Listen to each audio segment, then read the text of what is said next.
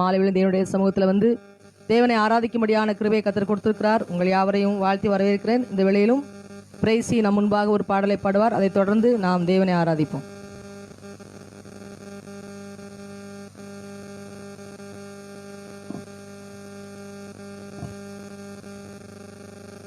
நின் கூடவே இரும் ஓ இயேசுவே, நீர் இல்லாமல் நான் வாழ முடியாது. என் பக்கத்திலே இரும் ஓ இயேசுவே, நீர் இல்லாமல் நான் வாழ முடியாது. என் கூடவே இரும் ஓ இயேசுவே, நீர் இல்லாமல் நான் வாழ முடியாது. என் பக்கத்திலே இரும் ஓ இயேசுவே, நீர் இல்லாமல் நான் வாழ முடியாது. இருளான வாழ்க்கையிலே வெளிச்சமானீரே, உயிரற்ற வாழ்க்கையிலே ஜீவனானீரே. இருளான வாழ்க்கையிலே வெளிச்சமானீரே, உயிரற்ற வாழ்க்கையிலே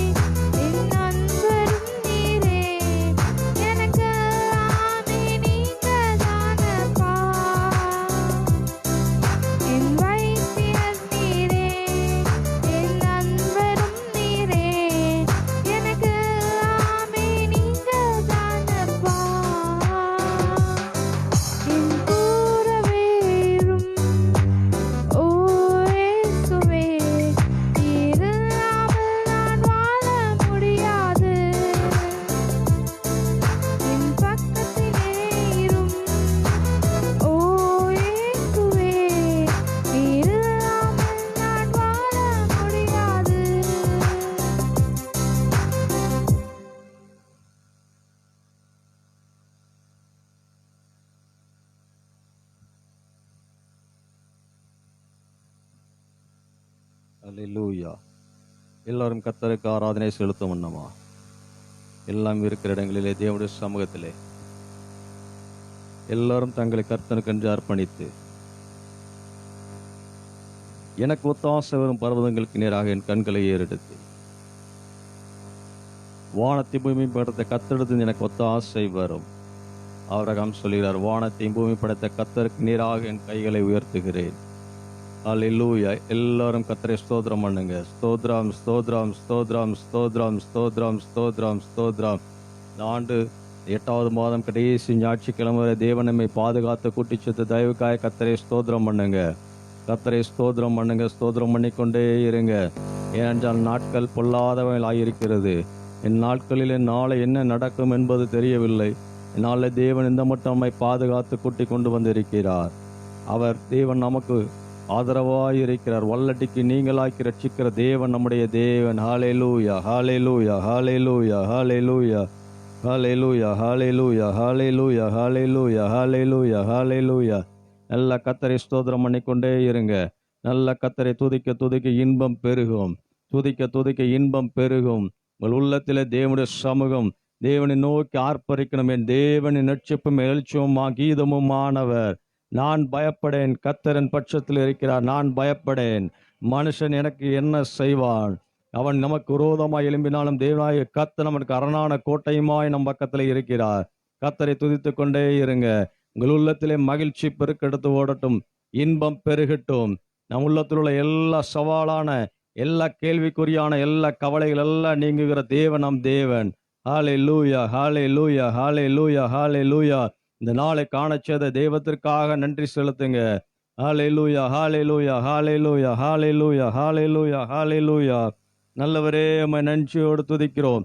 நீர் செய்த நன்மைகளை 1000 நாவுகளினால் சொல்ல முடியாத ஆண்டவரே, எங்களுக்காக நீர் செய்த எல்லா உபகாரங்களுக்காக உம்மை நாங்கள் துதிக்கிறோம். ஆண்டவரே, எங்கள் உம்முடைய சமூகத்தில் அர்ப்பணிக்கிறோம். கிறிஸ்தவ வாழ்க்கை ஒரு அர்ப்பணிப்பின் வாழ்க்கை. உம்முடைய சமூகத்தில் எங்களை அர்ப்பணிக்கிறோம். ஆண்டவரே, எங்கள் வாழ்நாள் வீணாய் போகாதபடி இயேசுவே உம்முடைய சமூகத்தில் நாங்கள் அர்ப்பணிக்கிறோம். எங்களை உம்முடைய கரங்களில் எடுத்து பயன்படுத்துங்க. ஆண்டவரே, எங்கள் உள்ள தெரியங்களை அறிந்திருக்கிற தேவன். ஆண்டவரே, எங்களை நிறைந்திருக்கிற தேவன். ஆண்டவரே, எங்கள் வாழாக்காமல் தலையாக்குகிற தேவன். எங்களை கீழாக்காமல் மேலாக்குகிற தேவன் நீர். ஆண்டவரே, நாங்கள் நினைப்பதற்கும் வேண்டுவதற்கும் எங்களுக்கு அதிகமாய் கிரியை செய்கிற சர்வ வல்லமையுள்ள தேவனாகிய கர்த்தர் உமக்கு சதா காலங்களில் ஸ்தோத்திரம் உண்டாவதாகப்பா. இயேசுவே, உம்மை நன்றியோடு துதிக்கிறோம் துதிக்கிறோம் துதிக்கிறோம். ஆண்டவரே, நாங்கள் விசுவாசிக்கிறோம். நாங்கள் நம்பும் தேவன், நாங்கள் நம்பும் இயேசு. அவர் எங்களை கைவிடாதிருப்பார். ஆண்டவரே, உம்மை நாங்கள் நேசிக்கிறோம். ஆண்டவரே, உம்மை நாங்கள் விசுவாசிக்கிறோம். ஆண்டவரே, உலகம் கொடுக்கிற பிரகாரம் அல்ல. ஆண்டவரே, நீர் எங்களுக்காக உம்முடைய சமாதானத்தை வைத்து போயிருக்கிறீர். அந்த சமாதானத்தை பெற்றுக்கொள்ள நாங்கள் ஆவலாய் காத்திருக்கிறோம். எங்கள் கவலைகள் எல்லாம் மாற்றுங்க ஆண்டவரே. எங்கள் துன்பங்கள் துயரங்கள் எல்லாம் மாற்றுங்க. ஹல்லேலூயா ஹல்லேலூயா ஹல்லேலூயா ஹல்லேலூயா ஹல்லேலூயா ஹல்லேலூயா. நல்லவரே, உம்மை நன்றியோடு துதிக்கிறோம் துதிக்கிறோம் துதிக்கிறோம் துதிக்கிறோம் துதிக்கிறோம் துதிக்கிறோம் துதிக்கிறோம் துதிக்கிறோம் துதிக்கிறோம் துதிக்கிறோம். ஹல்லேலூயா ஹல்லேலூயா ஹல்லேலூயா ஹல்லேலூயா. ஆண்டவரே, வானத்தையும் பூமி கத்தெடுத்து எனக்கு ஒத்தாசை வரும். எண்ணிலடங்கா நன்மைகள் என் தேவன் எனக்காக செய்கிறார். ஆண்டவரே, உமக்கு நன்றி நன்றி நன்றி நன்றி நன்றி. ஆண்டவரே, எத்தீங்கும் அணுகாமல் இந்த நாள் வரை எங்களை பாதுகாத்தீரே, உமக்கு நன்றி. ஆண்டவரே, எல்லா வியாதி பலவீனத்திலிருந்து எங்களை பாதுகாத்தீரே, நன்றி. ஆண்டவரே, கொள்ளை நோய்க்கு எங்களை விலைக்கு பாதுகாத்தீரே, நன்றி. ஆண்டவரே, பொல்லாப்பு எங்களுக்கு நேரிடாமல் எங்களை அரணாய் பாதுகாத்தீரே, நன்றி. ஆண்டவரே, உமக்கு நன்றி நன்றி நன்றி. ஆண்டவரே, உமக்கு நன்றி செலுத்துகிறோம்.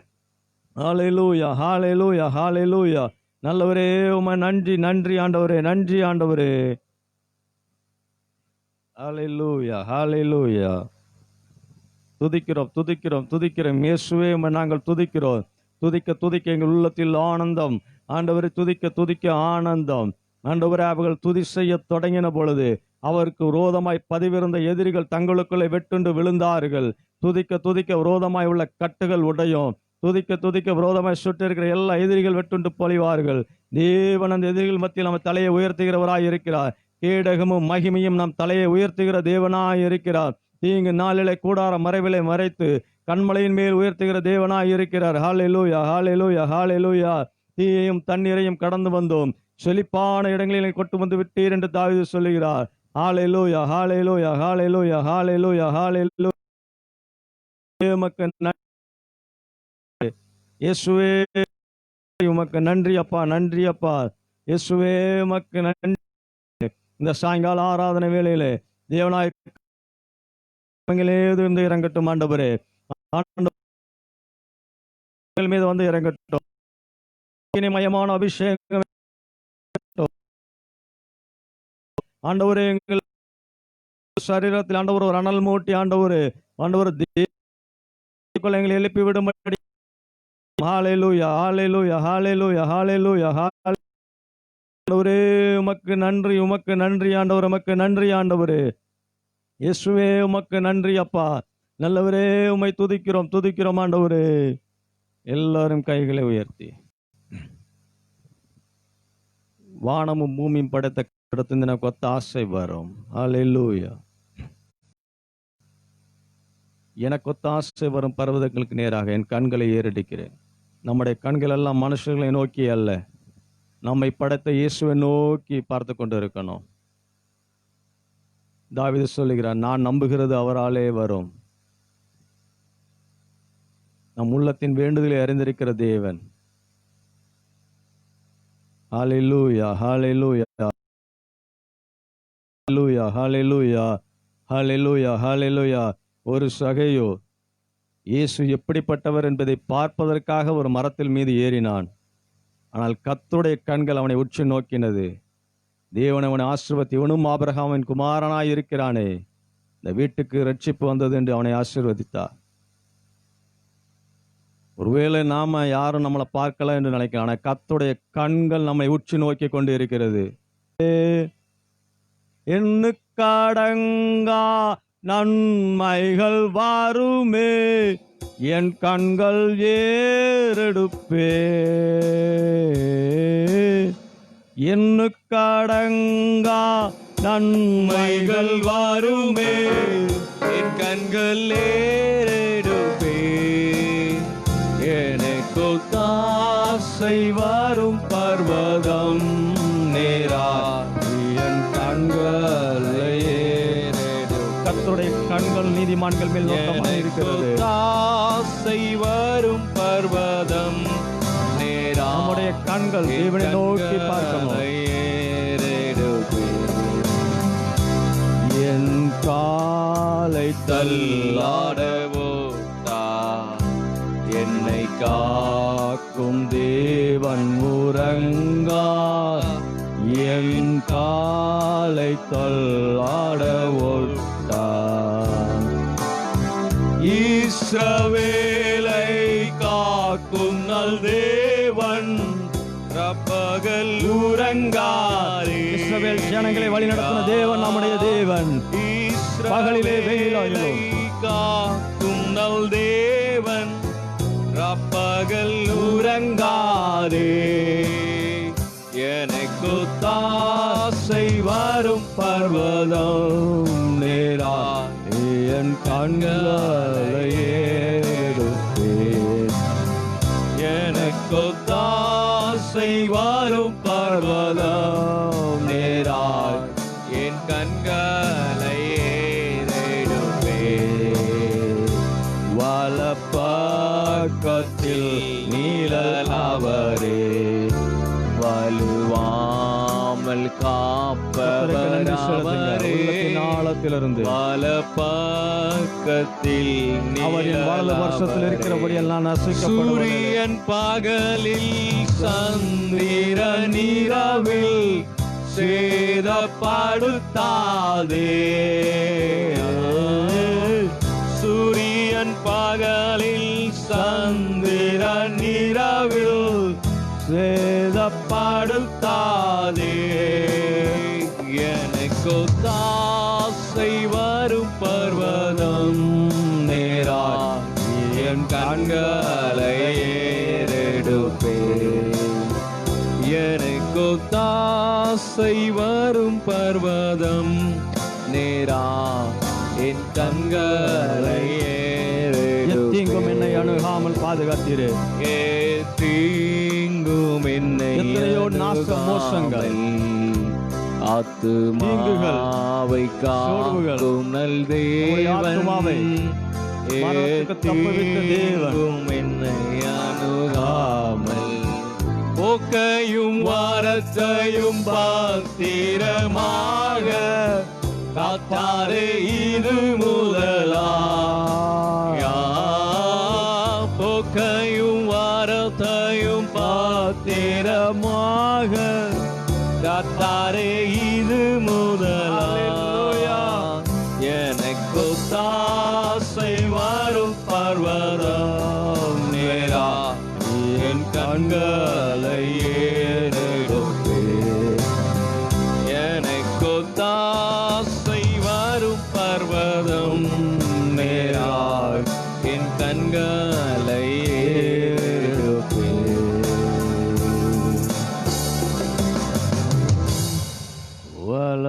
வலப்பக்கத்தில் நிழல் அவரே வலுவாமல் காப்பவர் அவரே. எல்லாரும் சொல்லுங்க, வலப்பக்கத்தில் அவரே வலுவாமல் காப்பவர். சூரியன் சந்திரன் இரவில் ஒன்றும் நம்மை சேதப்படுத்தாது. சூரியன் பகலில் சந்திரன் இரவில் சேதப்படுத்தாது. எனக்கு தாசை வரும் பர்வதம் நேரா என் கண்களை ஏறெடுப்பே. ஹல்லேலூயா. எனக்கு தாசை வரும் பர்வதம் நேரா என் கண்களை ஏறெடுப்பே. எல்லா கைகளை தட்டி தேவனுடைய சமூகத்துல, ஆண்டவரே எங்கள் பலவீனத்திலும் ஆண்டவரே எங்களை பலனாய் நடத்தினீரே. ஆண்டவரே சோர்ந்து போன நேரங்களை உம்முடைய வசனத்தை கொடுத்து எங்களை ஆறுதல் படுத்தினீரே. உம்முடைய வார்த்தைகளை அனுப்பி எங்களை குணமாக்கினீரே. ஆண்டவரே உமக்கு நன்றி அப்பா, உமக்கு நன்றி ஆண்டவரே. ஆண்டவரே எங்கள் பலவீனத்திலும் ஆண்டவரே எங்கள் துன்பத்திலும் கஷ்டங்களிலும் எங்களை பாதுகாத்தீரே. ஆண்டவரே நீரே எங்களை பாதுகாத்தீரே. நன்றி அப்பா, நன்றி அப்பா, நல்ல நன்றி சொல்லி தேவனுடைய சமூகத்திலே கரங்களை தட்டி சொல்லுங்க, அறிக்கை பண்ணுங்க. உள்ளத்தின் ஆழத்திலிருந்து அர்ப்பணிப்போடு அறிக்கை பண்ணுங்க. ஆண்டவரே எத்தீங்கும் எங்களை அணுமாகம் பாதுகாத்தீரே, எங்களை சேதமில்லாமல் பாதுகாத்தீரே. உமக்கு நன்றி ஆண்டவரே, நன்றி ஆண்டவரே, நன்றி அப்பா இயேசுவே, உமக்கு நன்றி ஆண்டவரே. இயேசுவே உம்முடைய நாமம் மகிமைப்படுவதாக. எத்தனையோ சூழ்நிலையில் வந்தாலும் எங்களை பாதுகாத்தீரே. ஆண்டவரே எத்தனை முறை நாங்கள் இடறினாலும் எங்களை பாதுகாத்து எங்களை தூக்கி நடத்தினீரே. ஆண்டவரே உமக்கு நாங்கள் நன்றி செலுத்துகிறோம். ஆண்டவரே நீர் மகிமைப்படுத்தும், உம்முடைய நாமம் மகிமைப்படுவதாகப்பா. எங்கள் வாஞ்சை எல்லாம் எங்களுடைய தேவனுடைய நாமம் மகிமைப்படுத்துவதே. ஆண்டவரே எங்கள் வாழ்நாளெல்லாம் ஆண்டவரே தேவனை மகிமைப்படுத்திக் கொண்டிருக்க ஆண்டவரே எங்கள் ஆத்மாவினை தகுதிப்படுத்துவீராகப்பா. எங்கள் சிந்தனைகளை ஒருமுகப்படுத்தும். மீதியான வேலை தேவனுடைய கரம் கூட இருப்பதாக, உடைய நாமம் மகிமைப்படுவதாக. ஆண்டவரே நம்முடைய பிரச்சனை நம்முடைய வார்த்தைகள் வெளிப்படும்படி ஜெபிக்கிறேன்.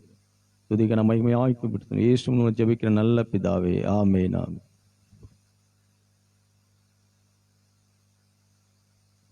அல்லேலூயா. கர்த்தருடைய பரிசுத்தமுள்ள நாமம் மகிமைப்படுவதாக. இந்த ஆசீர்வதிக்கப்பட்ட நல்ல மாலை வேலைக்காக கர்த்தரை துதித்து கூடி வந்திருக்கிற இந்த நேரலையில் இணைந்திருக்கிற உங்கள் அனைவரையும் வசவப்புரம் முதியோர் கருநிலையத்தின் சார்பிலும் வடக்கு வெட்டிப்பந்தி தேவசபை பேராலயத்தின் சார்பிலும் வாழ்த்துவதிலே வரவேற்பதிலே மிக்க மகிழ்ச்சியுடனாக இருக்கிறேன். கர்த்தர் நல்லவர். இவ்வளவு நேரமாய் நாம் கர்த்தரை பாட, கர்த்தரை துதிக்க, கர்த்தரை போற்ற கர்த்தர் நமக்கு தந்த நல்ல வாய்ப்புக்காக கர்த்தருக்கு நன்றி சொல்கிறேன். தொடர்ந்து கர்த்தர் நம்மோடு கூட பேசுவாராக. நம்ம எல்லாரும் ஜெபத்தோடு கூட காணப்படுவோம். காலை வேளையில ஆண்டவரும் இரட்சகருமாகிய இயேசு கிறிஸ்து இந்த பூமியில வாழ்ந்த நாட்களிலே அவர் சந்தித்த சில வீடுகளை குறித்து நாம் தியானிப்பதற்கு கர்த்தர் உதவி செய்தார். ஆகவே 4 வீடுகளை குறித்து காலை நேரத்தில் நாம சிந்தித்தோம். ஒன்று, ஒரு கல்யாண வீட்டில ஆண்டவராகிய இயேசு கிறிஸ்து பிரசன்னராகி தண்ணீரை திராட்சரசமாக மாற்றி அற்புதத்தை செய்தார். கர்த்தர் நம்முடைய வீட்டிலே வாசம் பண்ணுவாரே ஆனால், நாம் கர்த்தருடைய ஜனமாய் இருப்போமே ஆனால், நம்முடைய வீட்டிலே ஒவ்வொரு நாளும் ஒவ்வொரு குறைவிலும் கர்த்தர் அற்புதத்தை செய்ய போதுமானவராக இருக்கிறார். இரண்டாவதாக, ஆண்டவர் நேசித்த, ஆண்டவர் பின்பற்றின, ஆண்டவர் சீஷராய் தெரிந்து கொண்ட பேதுருடைய வீட்டிற்கு அவர் சென்றபோதுதான் பேதுருவின் மாமி ஜுரமாய் கிடந்ததை கண்டு அவர் கையை பிடித்து தூக்கி விட்டதுனால வியாதியிலிருந்து பேதுருவின் மாமி விடுதலை பெற்றார் என்று வாசிக்க கேட்டோம். அல்லேலூயா. ஆகவே நாம் கர்த்தருடைய ஜனமாகவும் கர்த்தர் நம்முடைய வீட்டிலே தங்கி இருக்கும்படியாகவும் நாம் அவரை பின்பற்றுகிற அவருடைய சீஷர்களாய் வாழ்வோமே ஆனால் அவர் நிச்சயமாகவே நம்முடைய வீட்டில் பிரசன்னராய் இருந்து நம்முடைய வியாதியை நம்ம வீட்டு விளக்குவதற்கு போதுமானவராக இருக்கிறார் என்று சிந்தித்தோம். அதே போல ஒரு ஜெப ஆலய தலைவனுடைய வீட்டிலே துக்கத்தோடு கூட காணப்பட்டிருந்தார்கள். காரணம், 12 வயதுக்குட்பட்டதான ஒரு சிறுபெண் மரித்து போன செய்தியை கேட்டு இயேசுநாதர் அங்கே பிரசன்னராயிருந்தார். ஆகவே ஆண்டவரை பின்பற்றுகிறவர்கள் ஆனாலும் சரி, ஆண்டவருடைய ஜனங்கள் ஆனாலும் சரி, அவர்களுடைய இல்லங்களிலே நடைபெறுகிறதான திருமண நிகழ்ச்சிகள், அவர்களுடைய இல்லங்களிலே அன்எக்ஸ்பெக்டடா எதிர்பாராத விதத்துல வாசம் பண்ணுகிறவராகவும் அவர்களுடைய துக்கத்துல சந்தோஷத்துல பங்கு பெறுகிறவராகவும் நம்முடைய ஆண்டவர் தம்மை இந்த பூமியிலே ஊழியம் செய்த நாட்களிலே வெளிப்படுத்தி இருந்தார். அல்லேலூயா. அப்படியே நம்முடைய துக்கத்துல கூட அவர் பங்கு பெறுகிற நல்ல ஆண்டவராக இருக்கிறார். அல்லேலூயா. ஆகவேதான் கர்த்தருடைய பிள்ளைகள் ஒவ்வொரு குடும்பத்திலும் இலக்க கொடுத்த பின்பாக, இல்ல கர்த்தர் முன்குறித்த நாளிலே அவர்களை அழைத்த பின்பாக, அந்த குடும்பத்துல ஆறுதல் கூட்டம் என்று, துக்க நிவர்த்தி கூட்டம் என்று ஒன்றை நாம் நடத்துகிறோம். அதனுடைய பர்பஸ், தேவனுடைய ராஜ்யத்தில் சேர்க்கப்பட்ட அவர்களை குறித்து மறுபடி இழப்பை தாங்க முடியாதுதான், இழப்பை ஏற்றுக்கொள்ள முடியாதுதான். ஆகவே ஒரு வாரம் காலமாக அவர்களுக்காக நாம் துக்கம் அனுசரித்தோம். இந்த ஆறுதல் கூட்டத்திற்கு பின்பாக, இந்த துக்க நிவர்த்தி கூட்டத்திற்கு பின்பாக மறுபடி மரித்து போன பிரியமானவர்களை குறித்து நாம் துக்கப்படக்கூடாது. அவர்களை எப்போது நாம் காண்போம் என்கிற எதிர்பார்ப்போடு கூட வாழ வேண்டும் என்பதைத்தான் நாம் நம்முடைய துக்க நிவர்த்தி கூட்டங்களிலே முக்கியப்படுத்துகிறோம். சிலர் எதற்காக அந்த கூட்டம் என்று அறியாமலே கூட்டத்தை நடத்துகிறவர்களும் உண்டு, பங்கு பெறுகிறவர்களும் உண்டு, கூட்டத்தை ஏற்பாடு செய்கிறவர்களும் உண்டு. அப்படிப்பட்டவர்களுக்காக வருந்துகிறேன். இருப்பினும் இந்த துக்க வீட்டுல ஆண்டவர் பிரசன்னராயிருந்து துக்கத்தை சந்தோஷமாக மாற பண்ணினார். அல்லேலூயா. அந்த இடத்துல ஒரு பெரிய ஆச்சரியமும் ஒரு பெரிய பிரமிப்பும் உண்டாயிற்று. அல்லேலூயா. ஆண்டவரை இரட்சகராக ஏற்றுக்கொண்ட பிள்ளைகளுடைய வாழ்க்கையில துக்கமான சம்பவங்கள் நடைபெறாது என்று கேரண்டி கொடுக்கப்படவில்லை. நடைபெறும். துக்கங்கள் வரலாம். இந்த துக்கங்களுக்கு மத்தியிலே கர்த்தர் நம்மை ஆறுதல் படுத்துகிற விதத்தையும், இந்த துக்கத்தில நாம் எவ்விதமாக மீறி செல்லுகிறோம் என்கிற சூழலை நாம் அறிந்து கொள்வதற்கான ஒரு வாய்ப்பை, தருணத்தை கர்த்தர் தருகிறார். அல்லேலூயா. ஆகவே சில குடும்பங்களை நாம் பார்க்கிறோம். அந்த குடும்ப தலைவருடைய மறைவிற்கு பின்பாக எப்படி இந்த குடும்பம் ஆகுமோ என்று யோசிக்கிற, சிந்திக்கிற நம்முடைய மூல அறிவை காட்டிலும் ஆண்டவர் நடத்துகிற விதம் அற்புதமாகவும் ஆச்சரியமாகவும் இருக்கிறதை நாம கண்டிருக்கிறோம். அல்லேலூயா. இந்த வெற்றிடத்தை யாரால் நிரப்பக்கூடுமோ என்று நாம் வேதனையுற்று இருக்கிறதான சூழல்ல ஆண்டவர் அவர்கள் மேல கரிசனை கொண்டு, அக்கறை கொண்டு அவருடைய துக்கத்தை சந்தோஷமாக மாற்றி, அதனதன் காலத்துல சகலத்தை நேர்த்தியாய் செய்கிற விதத்தை பார்க்கிற போது உண்மையாகவே இன்றைக்கும் அவர் தம்முடைய ஜனத்தினுடைய துக்கத்தை சந்தோஷமாக மாற்றுவதற்கு போதுமானவராய் இருக்கிறார். ஆச்சரியத்தையும் பிரமிப்பையும் ஏற்படுத்துகிறவராய் இருக்கிறார் என்கிறதற்கு ஏராளமான சான்றுகள் பூமியிலே இருக்கத்தான் செய்கிறார்கள். அல்லேலூயா. நான்காவதாக, ஒரு பரிசேயனுடைய வீட்டில பந்திக்காக அவர் அழைக்கப்பட்டிருந்தார். அல்லேலூயா. பரிசேயனுடைய எண்ணம் ஆண்டவரை கூப்பிட்டு விருந்து கொடுக்கணும். இயேசுநாதருக்கே நான் விருந்து கொடுத்தேன். பிஷப் எங்க வீட்டுல வந்து சாப்பிட்டார், எம்எல்ஏ எங்கள் வீட்டில் வந்து சாப்பிட்டார், எம்பி எங்கள் வீட்டுல வந்து சாப்பிட்டார் என்று பெருமிதம் கொள்கிறது போல பரிசேயன் அந்த எண்ணத்துல தான் இயேசுநாதர் அழைத்திருந்தான். அழைத்த இயேசுநாதருக்கு கொடுக்க வேண்டிய மதிப்போ, கொடுக்க வேண்டிய பிரியாரிட்டியோ கொடுக்க வேண்டிய காரியத்தையோ அவன் செய்யவில்லை. அழைத்த பின்பாகவும் கூட இயேசுநாதரை சந்தேக கண்ணோட்டத்தோடு கூட தான் இவர் உண்மையிலே தீர்க்கதரிசியா இருந்தால் அப்படின்னு சொல்லி மனதுல ஒரு எண்ணமும் வெளிப்புறமாய் ஒரு பேச்சும் உடையவனாக தான் அவன் காணப்பட்டிருந்தான். அல்லேலூயா.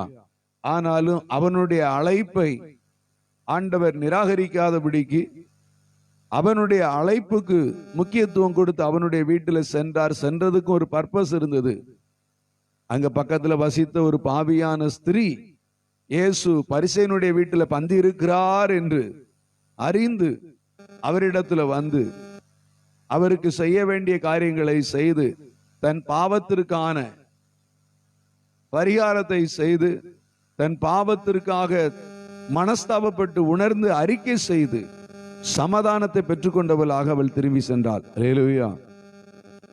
ஆகவே ஆண்டவர் நம்முடைய மகிழ்ச்சியில, நம்முடைய துக்கத்துல, நம்முடைய வியாதியில, நம்முடைய சந்தோஷமான நம்முடைய பிள்ளைகளை குறித்த சந்தோஷத்துல நாம நிறைந்திருக்கிற வேலையிலும் கூட அவர் நம்முடைய குடும்பத்துல வாசம் பண்ணுகிறவரும் நம்மத்தில உலாவுகிறவரும் தம்முடைய பிரசன்னத்தை வெளிப்படுத்துகிற நல்ல தேவனா இருக்கிறார் என்பதை நாம் புரிந்து கொள்ள வேண்டும். அல்லேலூயா. ஆகவே மீண்டுமாக 32ஆம் அதிகாரம் ஏசாயா தீர்க்க தரிசன புஸ்தகம் 18ஆம் வசனத்தை வாசிக்க கேட்போம்.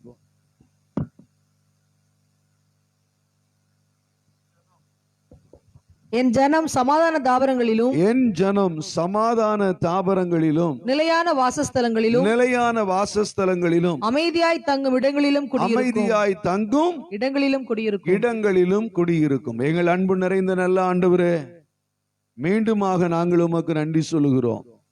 உம்முடைய சன்னிதானத்துல எங்களை மீண்டுமா இந்த மாலை நேரத்துல இந்த முதியோர் கருணை இல்ல ஆராதனை நிமித்தமாய் ஒன்று கூட தந்த வாய்ப்புக்காய் ஸ்தோத்திரம். அருமையான இந்த இன்மேட்ஸ் நிமித்தமாக இந்த கேம்பஸுக்கு வெளியே இருக்கிற ஜனங்களும் இந்த செய்தியை கேட்கும்படிக்கு ஒரு வாய்ப்பை கர்த்தர் இவர்கள் நிமித்தம் தந்ததற்காய் பாராட்டினதற்காக உமக்கு நன்றி சொல்லுகிறோம். நாங்கள் காலையில் கேட்ட செய்தியினுடைய தொடர்ச்சியை இப்பொழுது கேட்க இருக்கிறோம். எங்களுக்கு அல்ல, உம்முடைய நாமத்திற்கு மகிமை உண்டாகும்படி நீர் எங்களோடு பேசும். இயேசுவின் மூலமாய் வேண்டிக் கொள்கிறோம் ஜெபங்கேலும் நல்ல பிதாவே, ஆமென். அல்லேலூயா. கர்த்தருக்கு மகிமை உண்டாகட்டும். ஆண்டவர் தம்முடைய ஜனத்தின் மேல் அக்கறை கொண்டவரும் ஜனத்தின் மேல கரிசனை உள்ளவருமாக இருக்கிறார். ஆகவேதான் ஏசாயா தீர்க்கதரிசி இவ்விதமாய் சொல்லுகிறார். ஏசாயா தீர்க்கதரிசி மூலமாய் கர்த்தர் சொன்ன உரைத்த வார்த்தை, என் ஜனம் சமாதான தாபரங்களிலும் நிலையான வாசஸ்தலங்களிலும் அமைதியாய் தங்கும் இடங்களிலும் குடியிருக்கும். நல்ல கவனியுங்கள். கர்த்தருடைய ஜனத்திற்கு அநேக ஆசீர்வாதங்களை கொடுத்திருக்கிறார், அநேக நன்மைகளை கொடுத்திருக்கிறார். அதிலும் குறிப்பாக எல்லா வீடுகளிலும் தேவ பிரசன்னம் உண்டாயிருக்க வேண்டும் என்பதற்காகவோ என்னவோ ஆண்டவர் கடந்த 5 மாதங்களாக ஆலயங்களை பூட்டி வீடுகளை எல்லாம் ஜெப ஆலயங்களாக மாற்றி வந்தார். அல்லேலூயா. இந்த 5 மாத காலங்களிலே நாம் வீடுகளிலே ஜெபித்தோம், வீடுகளிலே உபவாசித்தோம், வீடுகளிலே கேர்சல் நடத்தினோம், வீடுகளிலே ஒன்று கூடி ஜெபித்தோம், வீடுகளிலே ஒன்று கூடி ஆராதித்தோம். சில இடங்களிலே அது தொடர்ந்து நடைபெற்று வருகிறது, சில இடங்களிலே நடத்த முடியாதபடிக்கு தடைபட்டு போனது. இருப்பினும் இது எல்லாம் ஆண்டவருடைய பிளான் என்பதை, திட்டம் என்பதை, சித்தம் என்பதை நாம் எல்லாரும் அறிந்து கொள்ள வேண்டும், புரிந்து கொள்ள வேண்டும். இந்த இடத்துல 3 காரியத்தை சொல்ற. எனக்கு பொதுவாக இந்த வசனம் ரொம்ப பிடித்தமான ஒரு வேத வசனம். வேதத்துல சொல்லப்பட்டிருக்கிற எல்லா வசனமே பிடித்தமான வசனங்கள் தான். இருப்பினும் சிலருக்கு சில வசனங்கள் ட்ரேட்மார்க்கா இருக்கும், சில வசனங்களை அவர்கள் அடிக்கடி அறிக்கையிடுகிற வார்த்தைகளாக இருக்கும். நான் என்னுடைய ஆபீஸ் ரூம்ல மாட்டி வைக்கப்பட்டிருக்கிறதான வசனம் இதுதான். 32ஆம் அதிகாரம் 18ஆம் வசனம். என் ஜனங்கள் சமாதான தாபரங்களில். கர்த்தர் தம்முடைய ஜனத்தை குறித்த ஒரு எதிர்பார்ப்பு வைத்திருக்கிறார். என் ஜனம் தங்கி இருக்கிற இடம் சமாதானமா இருக்க வேண்டும். எல்லாரும் சொல்லுங்க, என் ஜனம் தங்கி இருக்கிற இடம் சமாதானமா இருக்க வேண்டும். அல்லேலூயா. நாம் பொதுவாக வீடுகள் கட்டுவதற்கு முன்பாக இடம் வாங்குவதற்காக இடத்தை பார்க்கின்ற போது அக்கம் பக்கத்தில் வசிக்கிறவர்கள் யார், என்னார், அவர்கள் என்ன இனத்தை சார்ந்தவர்கள், என்ன வேலை பார்க்கிறார்கள், என்ன கம்யூனிட்டி, எப்படிப்பட்ட தரப்பட்ட மக்கள் இந்த பகுதியில் வாழ்கிறார்கள். மழை பெய்தா இந்த இடத்துல நாம் போக முடியுமா, வர முடியுமா, வீட்டை எளிதாக ஐடென்டிஃபை பண்ண முடியுமா, இது சேஃபா இருக்குமா, இது பாதுகாப்பா இருக்குமா, இது ஃபியூச்சர்ல நல்ல முன்னேற்றத்திற்கு வருமா, நல்ல தண்ணி கனெக்ஷன் கிடைக்குமா, இப்படி பல காரியங்களை குறித்து நாம யோசிக்கிறோம். சிலர் அப்படிலாம் யோசிக்கிறது இல்ல. ஏதோ ஒரு இடம் வேணும், இடத்தை என்ன செய்யணும், வாங்கி போடணும்னு நினைப்பார்கள். ஆனால் ஆண்டவரோ தம்முடைய ஜனத்தின் மேல நாம குடியிருக்கிறதான இடத்துல, நாம குடியிருக்க போகிறதான இடத்தை குறித்து எந்த பிளானும் இல்லாம, எந்த திட்டமும் இல்லாம, ஏதோ எல்லாரும் வீடு பக்கத்துல இருக்குது அதனால நானும் வாங்குறேன் அப்படின்னு சொல்லி சிலர் வில்லங்க சொத்தை வாங்குவார்கள், சிலர் தண்ணி இல்லாத இடத்தை வாங்குவார்கள், சிலர் சௌரியமா கிடைக்கிறது என்று வாங்குவார்கள். என்ன கேட்டா, நாம் ஒருவேளை நம்முடைய எதிர்காலத்தை குறித்து எந்த யோசனையும் இல்லாமல் வாங்கலாம், முயற்சி எடுக்கலாம், பிரயாசப்படலாம். ஆனால் உங்களுக்காக எனக்காக கல்வாரி சிலுவையில ரத்தம் சிந்தி மரித்த ஆண்டவர் நமக்காக ஒரு பெரிய திட்டம் வைத்திருக்கிறார். அல்லேலூயா, அல்லேலூயா. பொல்லாதவர்கள் என்று சொல்லப்படுகிற நாம் கூட நம்முடைய பிள்ளைகள் 2 பேரோ 3 பேர் அவருடைய எதிர்கால நலன் கருதி அவர்களுக்கு ஒரு வீடு, அவர்களுக்கு ஒரு இடம், இவர்களுக்கு ஒரு இடம் என்று வாங்குவதற்கு முன் வருகிறோம். இது தகப்பன் இல்ல பெற்றோர் தாய் என்கிற ஸ்தானத்துல நாம செய்ய வேண்டியதான கடமை. வேதவசனமும் சொல்லுகிறது, பிதா அதாவது வீடும் ஆஸ்தியும் பிதாக்கள் வைக்கும் சுதந்திரம் என்று. இது பெற்றோர்களுக்கு கர்த்தர் பிள்ளைகள் மேல கொடுத்த ஒரு அக்கறை, ஒரு கரிசனை, ஒரு ரெஸ்பான்சிபிலிட்டி என்று சொல்லலாம். இதற்கெல்லாம் அப்பாற்பட்டு ஆண்டவர் தம்முடைய ஜனத்தின் மேல அக்கறை கொண்டு அவர் சொல்லுகிற காரியம், என் ஜனம் தங்குகிற இடம் எந்த இடமா இருந்தாலும் அது சமாதானமா இருக்கணும். அல்லேலூயா. இரண்டாவதாக அது நிலையான வாசஸ்தலமாக இருக்கணும். அல்லேலூயா. நான் போன வாரத்துல நித்தியத்தை குறித்து பேசின கர்த்தருடைய பிள்ளைகள், இந்த பூமி நமக்கு நிரந்தரமானது அல்ல. அல்லேலூயா. நான் இதுவரையிலும் வீடு கட்டவில்லை. எல்லாரும் கேட்கும் போதெல்லாம் சொல்லுவேன், வீடு கட்டக்கூடாது, கட்டணும் அரண்மனை தான் நினைச்சேனும் கட்டணும் அப்படின்னு சொல்லுவேன். ஏதோ பெருமைக்கு மாவிடிச்ச கதையில சொல்றதா என்னன்னு தெரியல, இல்ல உண்மையிலே நான் சொல்ற வார்த்தையை கர்த்தர் கனப்படுத்துவாரான்னு தெரியல. ஆனா கர்த்தருடைய வருகை தாமதிக்குமே, ஆனால் ஒருவேளை கர்த்தர் சீக்கிரம் வருவார் என்பதற்காக தான் அதுல நான் நாட்டம் இல்லாமல் இருக்கிறேனா என்பது தெரியவில்லை. இருப்பினும் தேவன் அறிவார். அல்லேலூயா. அப்போ நாம எனக்குள்ள உண்டாகிறதான ஒரு ஊந்துதல் அதுதான். கூடார வாசிகளாய் நமக்கு நாடுன்னு சொல்லலாமோ, கைவேலை இல்லாத ஒரு வீட்டு ஆண்டவர் நமக்காக கட்டி கொண்டிருக்கிறாரே என்று நாம பாடுகிறோமே, அறிக்கை எடுக்கிறோமே, பிரசங்கிக்கிறோமே. அப்படிங்கிற ஒரு எண்ணம் எனக்கு முன்பாக நிற்கிறதுனால சில காரியங்களை செய்ய நான் முன் வருகிறது இல்லை. அல்லேலூயா. அதற்காக வீடு வாங்குறவர்களை, இடம் வாங்குறவர்களை, வீடு வாங்குறவர்களை நான் மட்டுப்படுத்தவும் இல்லை, குறைவு சொல்லவும் இல்லை. நீங்கள் புரிந்து கொள்ள வேண்டும். அல்லேலூயா. ஆனா சிலர் பாத்தீங்கன்னா, இந்த வீடு ராசி இல்லை, இது வாசல் இப்படி இருக்குன்னு வாசலை வெட்டி திரும்ப அதை மாத்தி கொடுக்கிறது, திரும்ப அப்படி செய்யறது, இப்படி செய்யறது. என்ன கேட்டா, மில்ட் லைன்ல மெயின் ரோடு ஃபேசிங்ல ஒரு வீடு இருந்தது. அந்த வீட்டுக்கு பக்கத்துல இருக்கிற என்னுடைய நண்பர், அவர் ஒரு பிசினஸ், அவர் ஒரு வெல்டிங் ஷாப் வச்சிருக்கிறார். அவரை நான் பார்க்க போயிருந்த போது திடீர்னு அவர் சொன்னாரு, ஒரு கார்ல சென்னையில உள்ள ஒரு மனுஷன் இந்த வழியா கார்ல போயிட்டு இருந்தவர் திடீரென்று இந்த இடத்துல நின்று தண்ணி குடிக்கிறதுக்காகவோ சாப்பிடுறதுக்காகவோ நிப்பாட்டினவர் இந்த வீட்டுக்கு போனார். வீட்டு ஓனர் யாருன்னு கேட்டார், கூப்பிட்டாரு, அவங்கள பார்த்து பேசினார். பேசிட்டு இந்த வீடினுடைய வாஸ்து சரியில்லை, அதனால இது இப்படி இருந்தா அது நல்லா இருக்காது, அதனால இதை மாத்துனீங்கன்னா உங்களுக்கு நல்லா இருக்கும் அப்படின்னு சொல்லி அவர் சொன்னாராம். அவர் சொல்லிட்டு போனதுல இருந்து இந்த ஆளுக்கு ஆமா தூக்கம் இல்லை, சமாதானமும் இல்லை, சந்தோஷமும் இல்லை. அடுத்தால திரும்ப ஒரு வாரம் கழிச்சு நான் போன போதுதான் எனக்கு தெரியும், என்னன்னா நல்லா தானே இருந்துச்சு இந்த வீடு, என்ன செஞ்சிட்டு இருக்காங்கன்னு கேட்டபோது அவர் சொன்னார், இப்படி எவனோ ஒருத்தன் சென்னையில இருந்து வந்தவன் தற்சமயமா அந்த இடத்துல மரம் இருக்கிறத நின்று சாப்பிடலான்னு சொல்லி நின்று சாப்பிட்டவன், அவன் வாஸ்து பார்க்கிற ஆளாம். அந்த நேரத்துல பார்த்து இந்த வீட்டினுடைய உரிமையாளரை பார்த்து பேசி அவன் சொல்லிட்டு போயிட்டான், அதனால இவங்க செய்யறாங்க, பரவாயில்ல, அவன் வாஸ்து பார்த்துட்டு போனதுனால எனக்கு 1 லட்சம் ரூபாய் லாபம், ஏன்னா இந்த முன்னாடி உள்ள இதெல்லாம் மாடிஃபை பண்ண சொல்லியிருக்காங்க, எனக்கு ஒரு பிசினஸ் கிடைச்சிருக்கு அப்படின்னு சொன்னான். நான் எதற்காக இதை சொல்ல வரேன்னு கேட்டீங்கன்னா, இந்த சம்பவம் நடந்து அவர் மாடிஃபை பண்ணாரு. மாடிஃபை பண்ண ஆளு கரெக்டா ஒரு 4 மாசம் இருக்கும். 4 மாசத்துல அவரும் செத்து போனார். அவருடைய ஒரு நல்ல பிசினஸ் மேன். அவருடைய அந்த இடத்துல வேற ஒரு வாடகைக்கு இருக்கிறார். வாடகைக்கு வந்தவன் இப்ப அந்த வீட்டை விலை பேச முடியல. நான் ஆளு பேரை சொல்றேன்னு கேட்டீங்கன்னா, சிலர் அவன் சொன்னா இவன் சொன்னான்னு குறி கேட்டு நம்ம வீடு ராசி இல்ல, இது விளங்காத இடம், இது தரித்திரம் பிடிக்காத இடம். நேற்றைய தினத்துல மரித்து போன மாண்புமிகு அமைச்சர் வசந்தகுமார் அவருடைய ஒரு பேட்டியை நான் தற்செயலாக எனக்கு என்னுடைய நண்பர் ஒருவர் அனுப்பியிருந்தார். அதை பார்த்த போது நான் ரொம்ப ஆச்சரியப்பட்டேன். அதை கேட்ட போது நான் ரொம்ப ஆச்சரியப்பட்டேன். உழைப்பே உயர்வு என்கிற ஒரு மோட்டோவை மையமாக கொண்டு அவருடைய வியாபார ஸ்தலத்தெல்லாம் எழுதப்பட்டிருக்கு. நான் அதெல்லாம் அப்போ அதிகமா நம்பினது இல்லை. அவரிடத்துல பேட்டி கண்ட ஒருவன் சொன்னதான ஒரு காரியத்தை கேட்ட போது எனக்கு அது ரொம்ப ஆச்சரியமாக இருந்தது. அல்லேலூயா, அல்லேலூயா. ஒரே ஒரு சம்பவத்தை மட்டும் சொல்றேன். அவர் சென்னையில முதல் அவர் ஒரு கம்பெனியில வேலை பார்த்து வேலையை விட்டுட்டு அவர் ஒரு ரோட்டு வழியா நடந்து போய் கொண்டிருந்த போது அவருக்கு அறிமுகமான ஒருவர் பார்த்தார். குமார் நடந்து போய் கொண்டிருக்கிறா, என்னன்னு கேட்டார். இவர் சொன்னாரா, வேலைக்கு போகலையான்னு கேட்டார். நான் சொன்ன, வேலையை விட்டுட்டேன், இனிமே நான் புதிய தொழிலை ஆரம்பித்து நான் ஒரு முதலாளியாக ஆக போகிறேன் அப்படின்னாரா.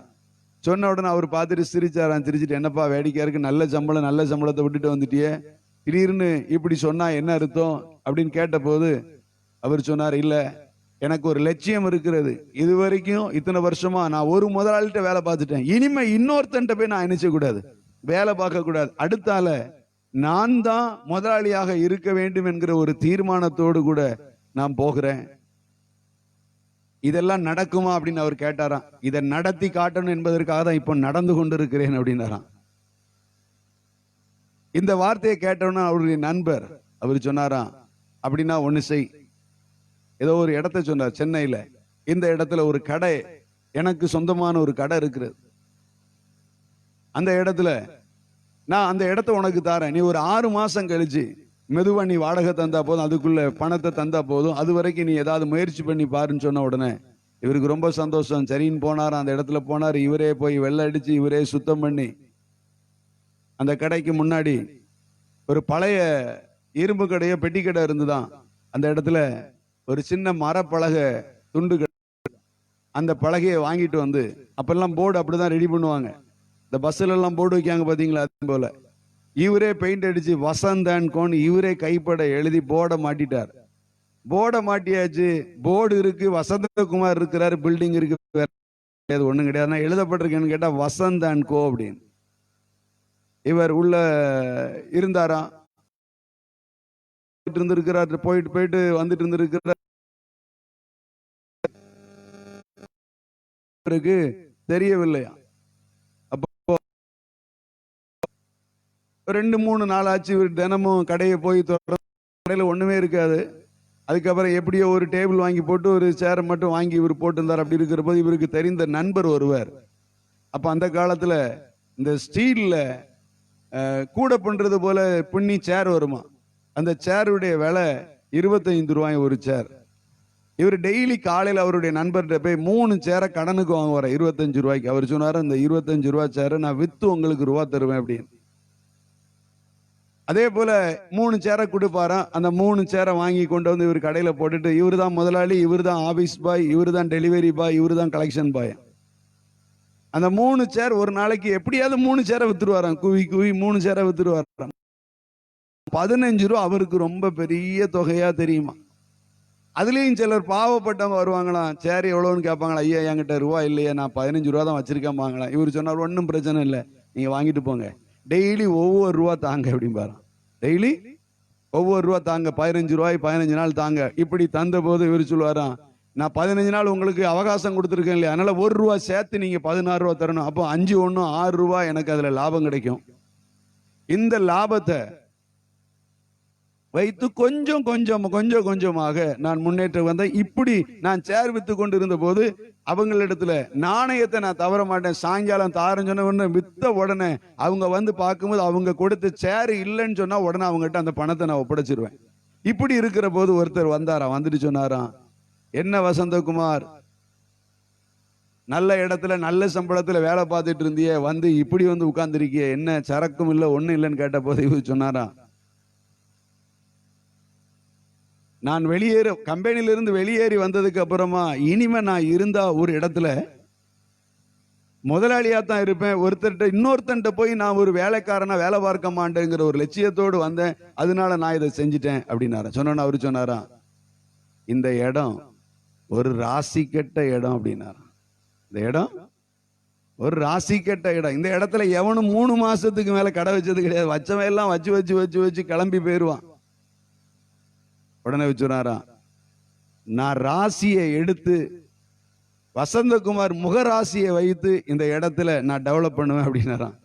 அவர் சொன்னது ரொம்ப வேடிக்கையாக இருந்தது. உண்மையிலே அந்த இடத்துல அப்படி ஒரு சாதாரண மனிதன் அவர் ஆண்டவரை ஏற்றுக்கொண்டவர் என்று சொல்வதற்கு இல்லை, ஏழை எளிய மக்களுக்கு உதவி செய்கிறவர் என்பதை மாத்திரம் அவருடைய பேட்டி கண்ட செய்தியை குறிப்பை கண்டு நான் அறிந்து கொண்டேன். அல்லேலூயா. ஆனால் அவர்கிட்ட சொன்னது ஒண்ணு, அந்த சம்பவத்துல நிறைய சொன்னார், ஒண்ணு மாத்திரம் நான் சொல்றேன், எனக்கு ரொம்ப பிடித்த சம்பவம். ஒரு பெரிய சினிமா ப்ரொடியூசர் ஒருவர் இவரிடத்துல வந்து டிவி வாங்கிட்டு போயிருந்தாராம். டிவி வாங்கிட்டு போயிட்டாரு. டிவி கொஞ்சம் பணத்தை கொடுத்துட்டு டிவி வாங்கி இவங்க டெய்லி கலெக்ஷனுக்காக போறாங்க. அப்படி போயிருந்த போது அந்த கலெக்ஷனுக்கு போன பையன் வந்து சொன்னானா, சார் அவங்க அந்த டிவி வாங்கிட்டு போனார் இல்லையா, அந்த ப்ரொடியூசர் இறந்து போயிட்டார், அவங்க துக்கத்தோடு கூட இருக்கிறாங்க அப்படின்னு.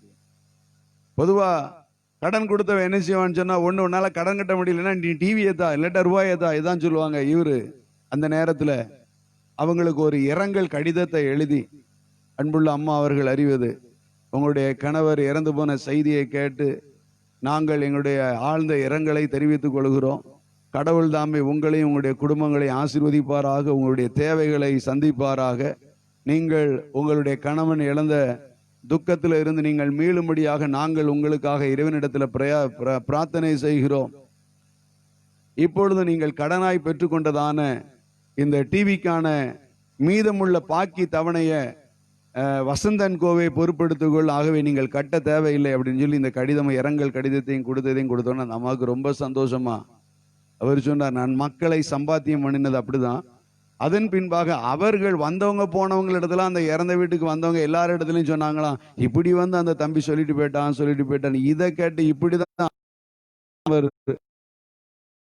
நான் எதற்காக இதை சொல்ல வரேன்னா, ஆண்டவரை ஏற்றுக்கொள்ளாத ஒரு மனிதன் கூட ராசி கெட்ட இடம், ஆகவே இந்த இடத்தை விட்டுட்டு வேற கடைக்கு போவோம் அப்படின்னு சொல்லி மாத்தாம அந்த இடத்துல இருந்து முன்னேறி இன்னைக்கு தமிழ்நாட்டுல அநேக அநேக அநேக அநேக பிராஞ்சை உருவாக்கின ஒரு பெருமை அவரை சாருமை. ஆனால் கர்த்தருடைய இரத்தத்தால் மீட்கப்பட்டதான பிள்ளைகள் ஏன் இந்த வீடு ராசி இல்லை, இந்த இடம் ராசி இல்லை, நாம மாறி மாறி போய்கிட்டே இருக்கணும்? யோசிங்க.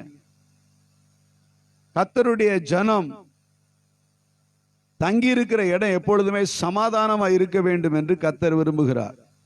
இரண்டாவதாக அந்த இடத்துல அவர்கள் நிலையா இருக்கணும். ஆண்டவர் இந்த பூமியை நமக்கு நிலையாய் நிரந்தரமான இடமாய் தராவிட்டாலும் ஆண்டவர் நமக்கு கொடுத்திருக்கிறது சபையானாலும் சரி வீடானாலும் சரி நீங்கள் அதுல நிலைத்திருக்கணும். அல்லேலூயா.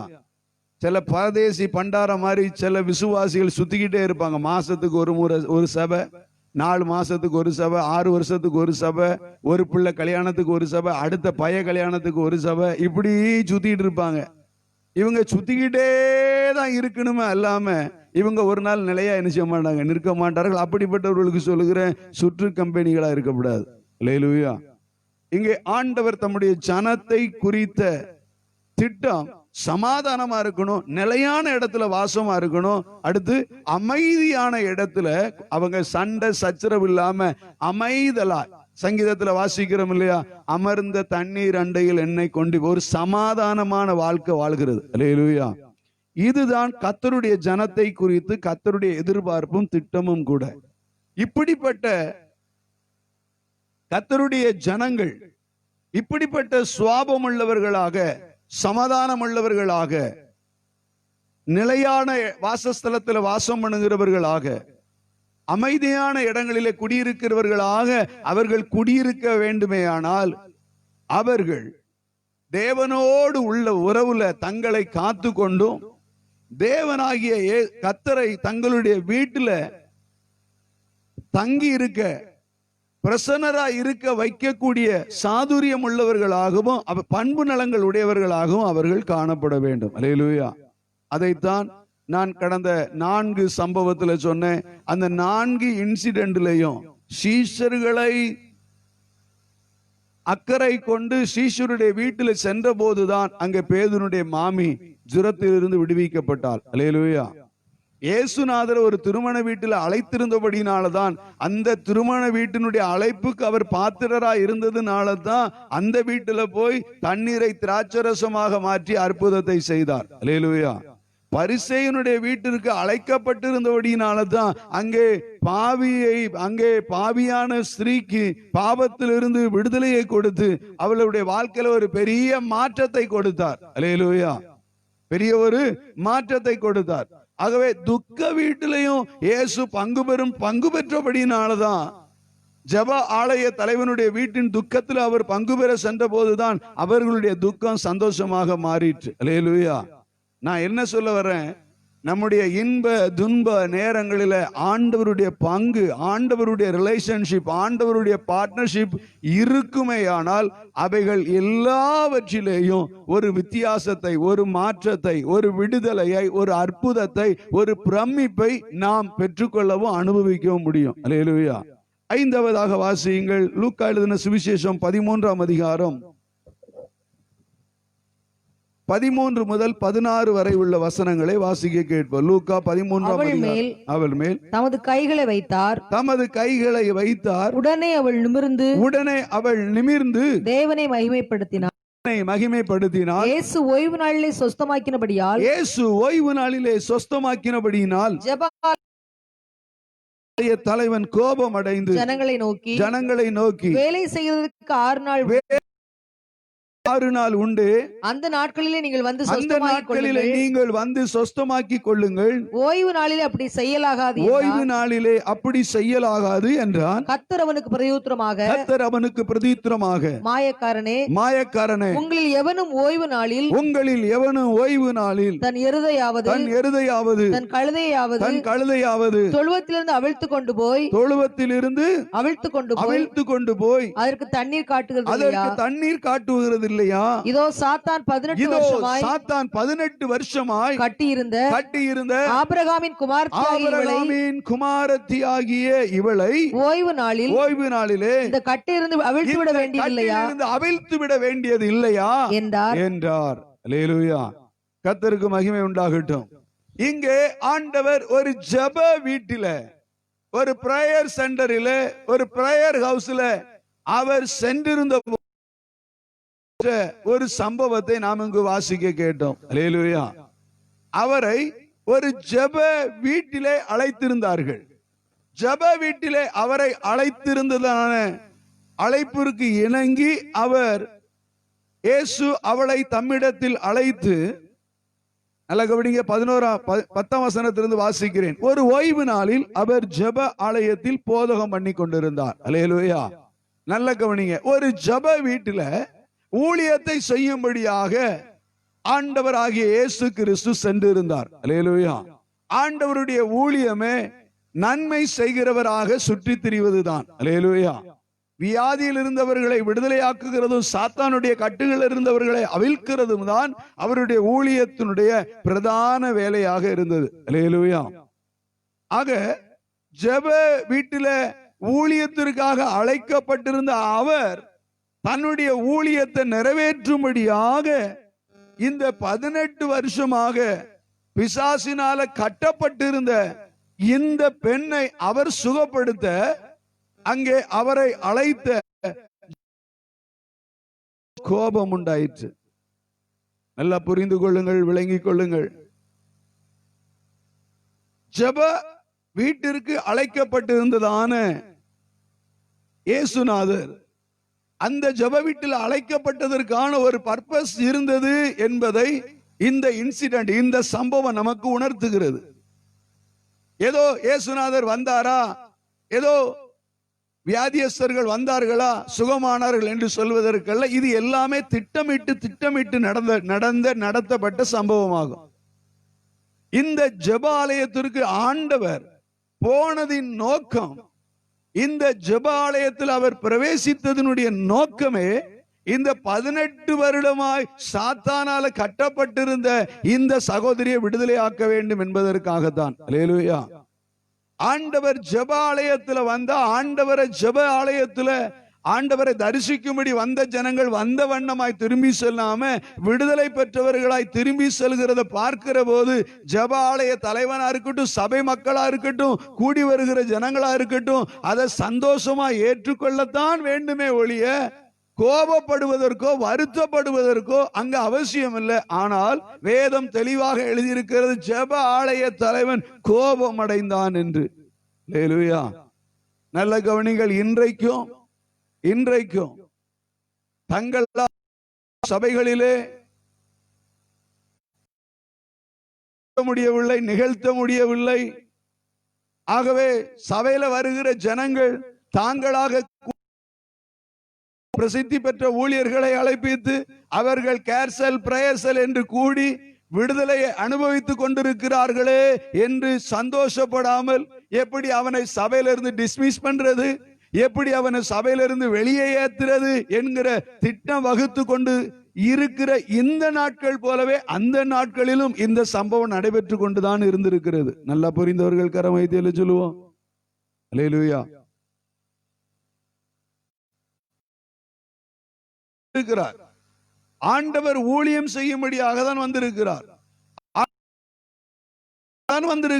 ஆகவே இந்த இடத்துல நான் நினைக்கிறேன், ஜெப ஆலய தலைவனை கொண்டு இந்த 18 வருடமா சாத்தானால கட்டப்பட்டிருந்ததான வியாதியஸ்தரை சுகப்படுத்த முடியலையே, ஆண்டவர் வந்து செஞ்சிட்டாரே அப்படிங்கிற ஒரு பொறாமையோ வருத்தமோ ஒரு காம்ப்ளெக்ஸோ இவனுக்கு ஒரு கோபத்தை கொண்டு வந்ததோ என்னவோ தெரியவில்லை. ஆனால் ஆண்டவர் ஜெப ஆலய வீட்டுல வந்தபோது அந்த இடத்திலையும் ஆண்டவர் செய்த காரியம் என்னன்னு கேட்டீங்கன்னா, வந்தவர்கள் மத்தியில ஒரு மாற்றத்தை ஆண்டவர் உண்டு பண்ணி அனுப்பினார். அல்லேலூயா. நல்லா கவனிங்க. உங்க வீடு ஜெப வீடா இருக்குமே ஆனால், உங்க வீட்டுல நீங்கள் ஜெபித்துக் கொண்டு இருப்பீர்கள் ஆனால், வீட்டுல ஜெபத்துல பங்கு பெறுகிறவர்கள் வந்து இணைகிறவர்கள், உங்களுடைய ஃபெல்லோஷிப்ல வந்து ஜெபிக்கிறவர்கள், ஆராதிக்கிறவர்கள், கர்த்தரை மகிமைப்படுத்துகிறவர்கள் என எல்லாரும் ஒரு மாற்றம். ஆகவே இங்கே ஆண்டவராகிய இயேசு பிரசன்னராய் இருந்த இந்த ஜெப சாத்தானால கட்டப்பட்டிருந்ததான இந்த ஸ்திரீக்கு ஆண்டவர் கட்டிலிருந்து ஒரு விடுதலையை கொடுத்தார். அல்லேலூயா. அங்கே உண்டான சம்பவம், ஒரு அடையாளம் உண்டானது, ஒரு மாற்றம் உண்டானது. அல்லேலூயா. எனக்கு அன்பானவர்களே, உங்களுடைய வீடு ஜெபிக்கிற வீடா இருக்குமே ஆனா, ஜெபிக்கிற வீட்டுல நிச்சயமாய் தேவ பிரசன்னத்தை உணர முடியும், தேவனுடைய அசைவாடுதலை உணர முடியும், தேவனுடைய பிரசன்ஸ் அங்க இருக்கும். நீங்க 2 அல்லது 3 பேர் எங்கே நாமத்தினாலே ஒருமனப்பட்டு கூடுவீர்கள், அவர்கள் மத்தியில இறங்கி வந்து உங்களை ஆசீர்வதிப்பேன்னு சொன்ன ஆண்டவர் நிச்சயமா உங்கள் மத்தியில இறங்கி வருவார். அங்க ஒரு அடையாளம். அல்லேலூயா. 18 வருஷமா அந்த வியாதியோடு கூட, சாத்தானுடைய கட்டுகளோடு கூட இருந்து கொண்டு இருந்த அந்த ஜெபாலயத்தை கொண்டுதான் இருந்தார்கள். 18 வருடமா அவளுக்கு அந்த கட்டிலிருந்து விடுதலை இல்லை. ஆனா இயேசுநாதர் அன்னைக்கு வந்திருந்த போதுதான் அவளுக்கு விடுதலை உண்டாயிருந்தது. கரங்களை தலைக்கு மேல உயர்த்தி தட்டி கர்த்தருக்கு நன்றி சொல்லுவோம். ஆகவே என்னை கேட்கிற, என்னை பார்க்கிற எனக்கு அன்பானவர்களே, ஆண்டவர் நம்முடைய வீட்டில் பிரசன்னராயிருப்பாரானால், ஜெபிக்கிற வீட்டில் அவர் பிரசன்னராயிருப்பார், ஜெபிக்கிற வீட்டில் அவர் பிரசன்னராயிருப்பாரானால், நம்முடைய வீட்டில் வருகிற ஜனங்கள், ஜெபிக்கிற ஜனங்கள் மத்தியில ஒரு அடையாளத்தை கர்த்தர் கண்டிப்பாக காண்பிப்பார். அல்லேலூயா. அல்லேலூயா. நல்ல புரிந்த இங்கே ஜெப வீட்டுல ஆண்டவர் சந்திக்கும்படியாக வந்தார், போதகம் பண்ணும்படியாக வந்தார். அந்த வேளையில 18 வருஷமாய் பலவீனப்படுத்தும் ஆவியை கொண்ட ஒரு ஸ்திரீ அங்கே இருப்பதை கண்டு, அவள் எவ்வளவேனும் நிமிரக்கூடாத கூனியா இருந்ததை கண்டு, ஸ்திரியே உன் பலவீனத்திலிருந்து விடுதலை என்று சொல்லி அவள் மேல் தமது கையை வைத்தார். உடனே அவள் நிமிர்ந்து தேவனை மகிமைப்படுத்தினாள். ஹல்லேலூயா. ஆகவே நல்ல கவனிங்கள், நாம் ஏன் கர்த்தருடைய வசனத்தை மாட்டி வைத்திருக்கிறோம், எழுதி வைத்திருக்கிறோம் என்றால், கர்த்தருடைய வாயிலிருந்து புறப்பட்டு வந்ததான வசனம் வல்லமை உள்ளதாக இருக்கிறது. ஹல்லேலூயா. இந்த வல்லமை உள்ள வார்த்தை நம்முடைய வீட்டில் இருக்கும்போது அந்த வீட்டில் தேவ பிரசன்னம் வெளிப்பட வேண்டும் என்பதற்காக தான் வசனத்தை மாட்டி வைக்கிறோம். ஹல்லேலூயா. சிலருக்கு சொப்பனம் வரக்கூடாது, கனவு வரக்கூடாது என்பதற்காக வேண்டி பைபிளை தலையில வைத்து கொண்டு படுப்பார்கள். சிலருக்காக ஜெபிக்கும் போது அவங்க தலை மேல இப்படி பைபிளை மேல வச்சுட்டு, ஏன்னா அந்த பிசாசு பைபிளை தாண்டி நம்மளை என்ன செய்யாது, வராது அப்படின்னு ஜெபிக்கிறவர்கள் எல்லாம் உண்டு. ஹல்லேலூயா. நல்ல கவனிங்க, உங்க வீடு தேவன் வாசம் பண்ணுகிற வீடா இருந்தா கண்டிப்பாக அந்த இடத்துல தேவ பிரசன்னத்தை உங்க வீட்டுல வருகிறவர்கள் அறிய முடியும். உங்க வீட்டுல வருகிறவர்களுக்கு ஒரு அடையாளத்தை கர்த்தர் காண்பிப்பார். நான் அடிக்கடி சொல்லுகிறதான ஒரு உதாரணம் தான். ஏகப்பட்ட முறை நான் என்னுடைய பிரசங்கத்தில் இந்த கதையை நான் சொல்லியிருப்பேன். இருப்பினும் இந்த இன்சிடென்ட்டுக்கு, இந்த சம்பவத்திற்கு இந்த கதை பொருத்தமா இருக்கிறது என்பதனால நான் மீண்டுமாக சொல்கிறேன். சென்னை மாநகர பட்டணத்துல அநேக குற்றங்களில் ஈடுபட்டதான ஒரு களவாணி பையன் ஒருத்தர் இருந்தான். அவன் ஒரு நாள் களவு செய்ய வேண்டும் என்று பல இடங்களை தேடி, வீடுகளை தேடி, இறுதியாக ஒரு வீட்டுக்கு போனா. அவன் கையில ஒரு பெரிய கொத்து சாவி வைத்திருந்தான். அவன் ஒன்று மாத்தி போட்டு பார்த்து துறக்கிறது தான் வழக்கம். கூட்டின வீடுகளை கள்ளச்சாவி போட்டு திறந்து உள்ள போய் கொள்ளையடிக்கிறது தான், களவாங்கிறது தான் அவனுடைய தொழிலாய் கொண்டிருந்தான். அன்றைக்கு அந்த வீட்டை போய் அவன் திறந்தான். முதல் சாவி போட்ட உடனே அந்த வீடு திறந்து விட்டது. அவனுக்கு ரொம்ப ஆச்சரியம். அவன் சொன்னான், கடவுள் எவ்வளவு நல்லவர். பொதுவா சொன்னான், கடவுள் எவ்வளவு நல்லவர். எல்லாரும் சொல்லுங்க, கடவுள் எவ்வளவு. ஏன் நினைக்கிறீங்க களவாணி பைய சொன்னதை நாம எப்படி சொல்றது நினைக்கல? அப்படி இல்லை, கடவுள் எவ்வளவு. ஆமா, நல்ல கவனிங்க. மனுஷனா பிறந்த எல்லாருக்கும், மனுஷியா பிறந்த எல்லாருக்கும் கண்டிப்பாக சில வேளைகள்ல கடவுள் நம்பிக்கை இருக்கதான் செய்கிறது. அல்லேலூயா. ஆமா, இன்னைக்கு ஒரு அமைச்சர் சொல்லி இருக்கிறார், இந்த கொரோனா சொல்லி முடிச்சுட்டாங்க. அவர் சொன்னார், கடவுளா தீர்க்காதுன்னு சொல்லி ரூலிங் இருக்கிறவர் சொன்னதான ஒரு ஸ்டேட்மெண்ட். அல்லேலூயா. அவனும் இப்படிதான் சொன்னான். சாவி போட்ட உடனே இந்த வீடு திறந்ததே, இந்த ஊருக்கு அனுப்பி வைத்திருக்கிறாரே, ஆகவே கடவுள் உண்மையிலே நல்லவர் அப்படின்னு போனா. அந்த வீட்டில் உள்ள இடங்களெல்லாம் சுற்றி பார்த்தான். பெட்ரூமுக்கு போனா, அங்க போய் பீரோவை திறந்து பார்த்தான். ஏதோ கொஞ்சம் பணம் இருந்தது, ஏதோ கொஞ்சம் நகை இருந்தது.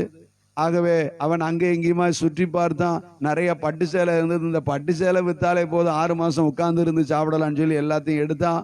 அதுக்கப்புறமா பார்த்தா எல்லாத்தையும் ஒரு இடத்துல குமிச்சு போட்டான். குமிச்சு போட்டுட்டு அடுப்பாங்க.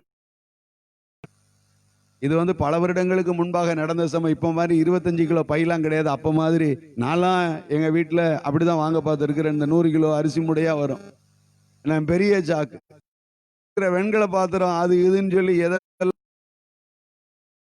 சாக்கு அரிசி அதில் தட்டிட்டு அந்த சாக்கை கொண்டு வந்தான். சாக்குல அவ்வளத்தையும் ஒண்ணா பறக்கி போட்டான். அவனுக்கு தேவையானது எது விலை உயர்ந்தது அவ்வளத்தையும் எடுத்து பறக்கி உள்ள போட்டுட்டு, இப்போ சாக்கு நிரம்பி மேல வந்துட்டு இதுக்கு மேல பொருட்கள் இருக்கு. அவன் நினைக்கிறான், ரொம்ப தாராளமான மனதுடைய மிகுந்த போதும் என்கிற மனதுடனே கூடிய பக்தியை மிகுந்த ஆதாயம் என்று சொன்னது போல அவன் ஒரு சாட்டிஸ்ஃபைட் ஃபெல்லோவா இருந்தான். அவன் நினைச்சான், இவ்வளவு போதும், நம்ம தகுதிக்கு இவ்வளவுதான் தூக்கிட்டு போக முடியும் அப்படின்னு நினைச்சு அவன் நினைச்சான், இவ்வளவு போதும், இதுக்கு மேல கயிறை கட்ட முடியாது அப்படின்னு இந்த சாக்கை கட்டுவதற்காக ஒரு கயிறை தேடிட்டு இருக்கிற நேரத்துல அவன் ஒரு அல்சர் கம்ப்ளைண்ட் பார்ட்டி அவனுக்கு அறியாத ஒரு வயிறு வலி வந்து விட்டது. அவன் கஷ்டப்படுவான். இந்த வேதனை அவன் சுருண்டு போயிடுவான். ஆகவே அவன் இந்த வழிய வந்த உடனே அவனால தாங்க முடியவில்லை, அவனால ஏற்றுக்கொள்ள முடியவில்லை, பொறுத்து கொள்ள முடியவில்லை. வயிற்றுல கையை வைத்தான். எப்பா அப்படின்னா அம்மான்னா இப்படி குனிஞ்சான் அப்படி குனிஞ்சான். கடைசியில் ஒரு விதத்தில் அந்த ரூம்லயே கீழே விழுந்துட்டான். சுருண்டு விழுந்து இவன் அங்கே இங்குமா உருளுகிறான் பிறழுகிறான். இப்படி உருண்டு பிறண்டு வருகிற போது இவன் அந்த வீட்டை பார்க்கிறான், அந்த செவுத்தை பார்க்கிறான், ஃபேனை பார்க்கிறான், அந்த செவுத்துல சுத்தி சைட்ல இருக்கிற ஷோகேஸ் எல்லாம் பார்க்கிறான். பார்க்கிற போது இவன் ஒன்றை புரிந்து கொண்டான், அது ஒரு வேதக்கார வீடு, கிறிஸ்தவ வீடு என்பதை. அல்லேலூயா. என்னன்னு கேட்டா அங்க அநேக வேத வசனங்கள் மாட்டப்பட்டிருந்தது. கரங்களை நல்லா தட்டி கர்த்தருக்கு நன்றி சொல்லுங்க. அல்லேலூயா. வேத வசனத்தினுடைய பவர் வீட்டுல எழுதப்பட்டவங்களுக்கு தெரியாது. நான் பால்காய் வீடு பிரதிஷ்டை பண்ணும் போதெல்லாம் சொல்லுவேன், வசனத்தை அவங்க தந்தாங்க இவங்க தந்தாங்கன்னு வாங்கி போட்டதெல்லாம் சந்தோஷம்தான். இதுல சிலர் ரொம்ப கெட்டிக்காரங்களா சொல்லுவாங்க, வீட்டுக்கு வந்த கிஃப்டை நிறைவேற்ற கொடுத்துருவாங்க. ஏன்னா வீட்டுல ஒரு ஆணி கூட அடிச்சிடப்படாது, செவுறு அசிங்கமாயிடப்படாதுன்னு சொல்லி பால்காய்ப்பு வீட்டுக்காக வேண்டி இவங்க 100 ரூபா பெட்ரோல் செலவு பண்ணி கடையில போய் பூட்டின கடைக்கு 4 கடை அலைந்து 500 ரூபாய்க்கு வசனம் வாங்கிட்டு போயிருவாங்க. நீங்க கொடுத்த வசனத்தை வந்தவங்க போனவங்களுக்கு என்ன செஞ்சிருவாங்க, தூக்கி கொடுத்துருவாங்க. இப்படிப்பட்டவங்களுக்கு எல்லாம் சொல்றேன், வீட்டுல எப்படி ஆசீர்வாதம் தங்கும் யோசிச்சு பாருங்க. வசனத்தை போடுறதுக்கு அவ்வளவு தயக்கம். சில வீட்டுல பார்த்தா எனக்கு ரொம்ப ஆச்சரியமா இருக்கும், சந்தோஷமாக இருக்கும், வீடு முழுக்க வசனமாக இருக்கும். அல்லேலூயா, அல்லேலூயா. கேரளா ஓவர்சீர் அலுவலகத்துல போகிற போது நான் ரொம்ப சந்தோஷப்பட்டு மனதார அவளை நான் எப்பொழுதுமே வாழ்த்து, ரொம்ப அப்ரிஷியேட். தாமஸ் அவர் வாங்கி வைத்திருக்கிற சீல்ட் எல்லாம் பாத்தீங்கன்னா பெரிய அறை, அந்த அறை முழுக்க அவர் சீல்டா தான் இருக்கும். அவரை வாழ்த்தி அவரை கௌரவித்து கொடுக்கப்பட்டதான சீல்டுகளா வாங்கி வைத்திருப்பார். அல்லேலூயா. இதற்கு மத்தியில வேத வசனங்களும் அந்த இடத்துல மாட்டப்பட்டிருக்கும். நான் எதற்காக இதை சொல்றேன்னா, உங்க வீட்டுல வேத வசனத்தை மாட்டுகிறது நல்லதுதான். சிலருக்கு யாருக்கு சொல்ல முடியும், உங்க வீட்டுல மாட்டப்பட்டிருக்கிற வேத வசனங்கள்லாம் எனக்கு தெரியும் சொல்றவங்க மாத்திரம் கை வைத்துங்க பார்ப்போம். ரொம்ப பரிதாபம். என்ன பார்த்து கொண்டிருக்கிறவர்களே, உங்க வீட்டுல இனிமேலாவது உங்க வீட்டுல முதல்ல உங்க வீட்டுல போடப்பட்டிருக்கிற செல்ஃப்ல வைக்கப்பட்டிருக்கிற பிராண்டால போடப்பட்டிருக்கிற மெயின் கேட்ல போடப்பட்டிருக்கிற வசனத்தை முதல்ல மனப்பாடம் பண்ணுங்க. எப்பெல்லாம் நீங்க போறீங்களோ எப்பெல்லாம் அந்த வசனத்தை பாக்குறீங்க அப்பெல்லாம் சொல்லுங்க, வாதை உன் கூடாரத்தை அணுகாது. அல்லேலூயா. தேவரீர் உம்முடைய ஆசீர்வாதத்தினாலே உமது அடியானின் வீடு எப்பொழுதும் ஆசீர்வதிக்கப்பட்டிருக்கும். அல்லேலூயா. கர்த்தர் பாருங்கள், அவர் கர்த்தருமே நம்பிக்கை, அவர் நல்லவர் என்று எங்க எங்கெல்லாம் வீட்டு என்ன வசனம் எல்லாம் எழுதி வைக்கிறதோ அந்த வசனத்தை மனப்பாடம் பண்ணாட்டாலும் போகும்போது வரும்போது அதை பார்க்கிற போது அதை படிங்க, அதை வாசி, இப்படி நடத்துங்க. அந்த வசனத்தினுடைய மேன்மையை, அதனுடைய அடையாளத்தை நீங்கள் காண முடியும். அல்லேலூயா. நான் பொதுவாக வீடு பிரதிஷ்டை பண்ணும் போதெல்லாம் சொல்றது அப்படிதான். வீட்டுல வசனத்தை எழுதி வைக்கிறது பெருசு இல்ல, இந்த வசனத்தை நீங்க அப்படியே வீட்டில் இருக்கிற வசனத்தினுடைய மேன்மை, வீட்டில் இருக்கிற வசனத்தின்படி இருக்கிறதோ இல்லையோ அந்த திருட்டு பயலுக்கு இருந்தது உண்மை. அவன் பார்த்தான், ஏஹோ இது ஒரு வேதக்காரங்க வீடு அல்லவா. உடனே வேதக்காரங்க ஆண்டவர் மேல நம்பிக்கை வந்துட்டு. அல்லேலூயா. அவன் சொன்ன, ஆண்டவரே நான் உம்மை குறித்து கேள்விப்பட்டிருக்கிறேன். அவன் சொன்னான், இந்த வேத வசனத்தை பார்த்த அவன் முதல்ல, ஆண்டவரே நான் உம்மை குறித்து கேள்விப்பட்டிருக்கிறேன், நீர் எவ்வளவு நல்லவர். எல்லாரும் சொல்ல, எவ்வளவு. முதல் ஒரு சாவியை போட்டு திறந்தவுடன் அவன் சொன்னான், கடவுளே நீர் இன்னைக்கு பார்த்து இந்த வீட்டுல ஒரு சாவியை போட்டவுடன் அது திறந்ததுன்னு சொன்னவன் இப்ப சொல்ல, உம்மை நீர் எவ்வளவு நல்லவர், நீர் எவ்வளவு பெரியவர், நீர் வியாதியஸ்தர்களெல்லாம் சுகப்படுத்துகிறவர் என்பதையும் நீர் நன்மை செய்கிறவராக தெரிந்தவர் என்பதையும் நான். நல்ல கவனிங்க. நாம சில வேளைகள் நினைப்போம், நாம பிரசங்கம் போயிட்டோம் அப்படின்னு. ஒரு நாள் என்ன கேட்டா, இந்த திருட்டு பையன் நிறைய கன்வென்ஷன் மீட்டிங்ல அட்டன் பண்ணி இருக்கிறான், நிறைய செய்தியை கேட்டிருக்கிறான், நிறைய கிறிஸ்தவ பிள்ளைகளோடு கூட மகத்துவ அறிந்திருந்தும் அவன் கடினமுள்ள இருதயம் உள்ளவனாக இருந்தபடினாலதான் அதுவரையிலையும் அவன் ஆண்டவரை ஏற்றுக்கொள்றதற்கான வாய்ப்பை அவன் கொடுக்கவில்லை. ஆனா அன்றைக்கு ஆண்டவர் அவனுக்கு ஒரு தருணத்தை கொடுத்தார். அல்லேலூயா. நீர் எவ்வளவு நல்லவர், நீர் எவ்வளவு வல்லவர், நீர் எவ்வளவு வியாதியர்களெல்லாம் சுகப்படுத்தி இருக்கிறீர், மரித்து போனவனெல்லாம் கூட நீர் உயிரோட எழுப்பி இருக்கிற நான் கேள்விப்பட்டிருக்கிற ஆண்டவரே. இப்போது இந்த திருட்டு பயலுக்கு ஒரு 5 நிமிஷம் மட்டும் இந்த வயிற்று வலிய நீர் நிப்பாட்டி வச்சிருனா. அல்லேலூயா. நல்ல கவனிங்க. நாம ஆண்டவர்கிட்ட மழுப்புவோம் ரொம்ப ஜெபம் பண்ணும்போது. அப்படி அறிந்தோ அறியாமலோ தெரிந்தோ தெரியாமலோ அப்படியோ இப்படியான ஆண்டவர்கிட்ட சிலர்லாம் மழுப்புறது. நாம நினைக்கிறோம் நம்ம மழுப்பலுக்கெல்லாம் ஆண்டவர் மயங்கிடுவார், அவருக்கு தெரியும். சிலர் சொல்லுவாங்கல்ல, என்ன என் வயிற்றுல பிறந்தவே உன்னை பத்தி எனக்கு தெரியாதா அப்படின்னு. உங்களுக்காக எனக்காக ரத்தம் சிந்தி மரித்தவர், தாயின் கருவிலே உருவாகும் முன்னமே தெரிந்து கொண்டவருக்கு நம்முடைய வண்டவாளங்கள் தண்டவாளங்கள் எல்லாம் நல்லா தெரியும். அத்துப்பிடி நல்லா புரிந்தவர்களுக்கு சொல்லுவோம். அவர் அவனை பார்த்து அநேகர் ஆண்டவர்கிட்ட இப்படிதான் கேட்கிறது. அவன் அப்படி அல்ல. இந்த களவாணி பயலுக்கு, இந்த திருட்டு வயிற்று வழியே ஒரு 5 நிமிஷம் மாத்திர நீர் மாற்றி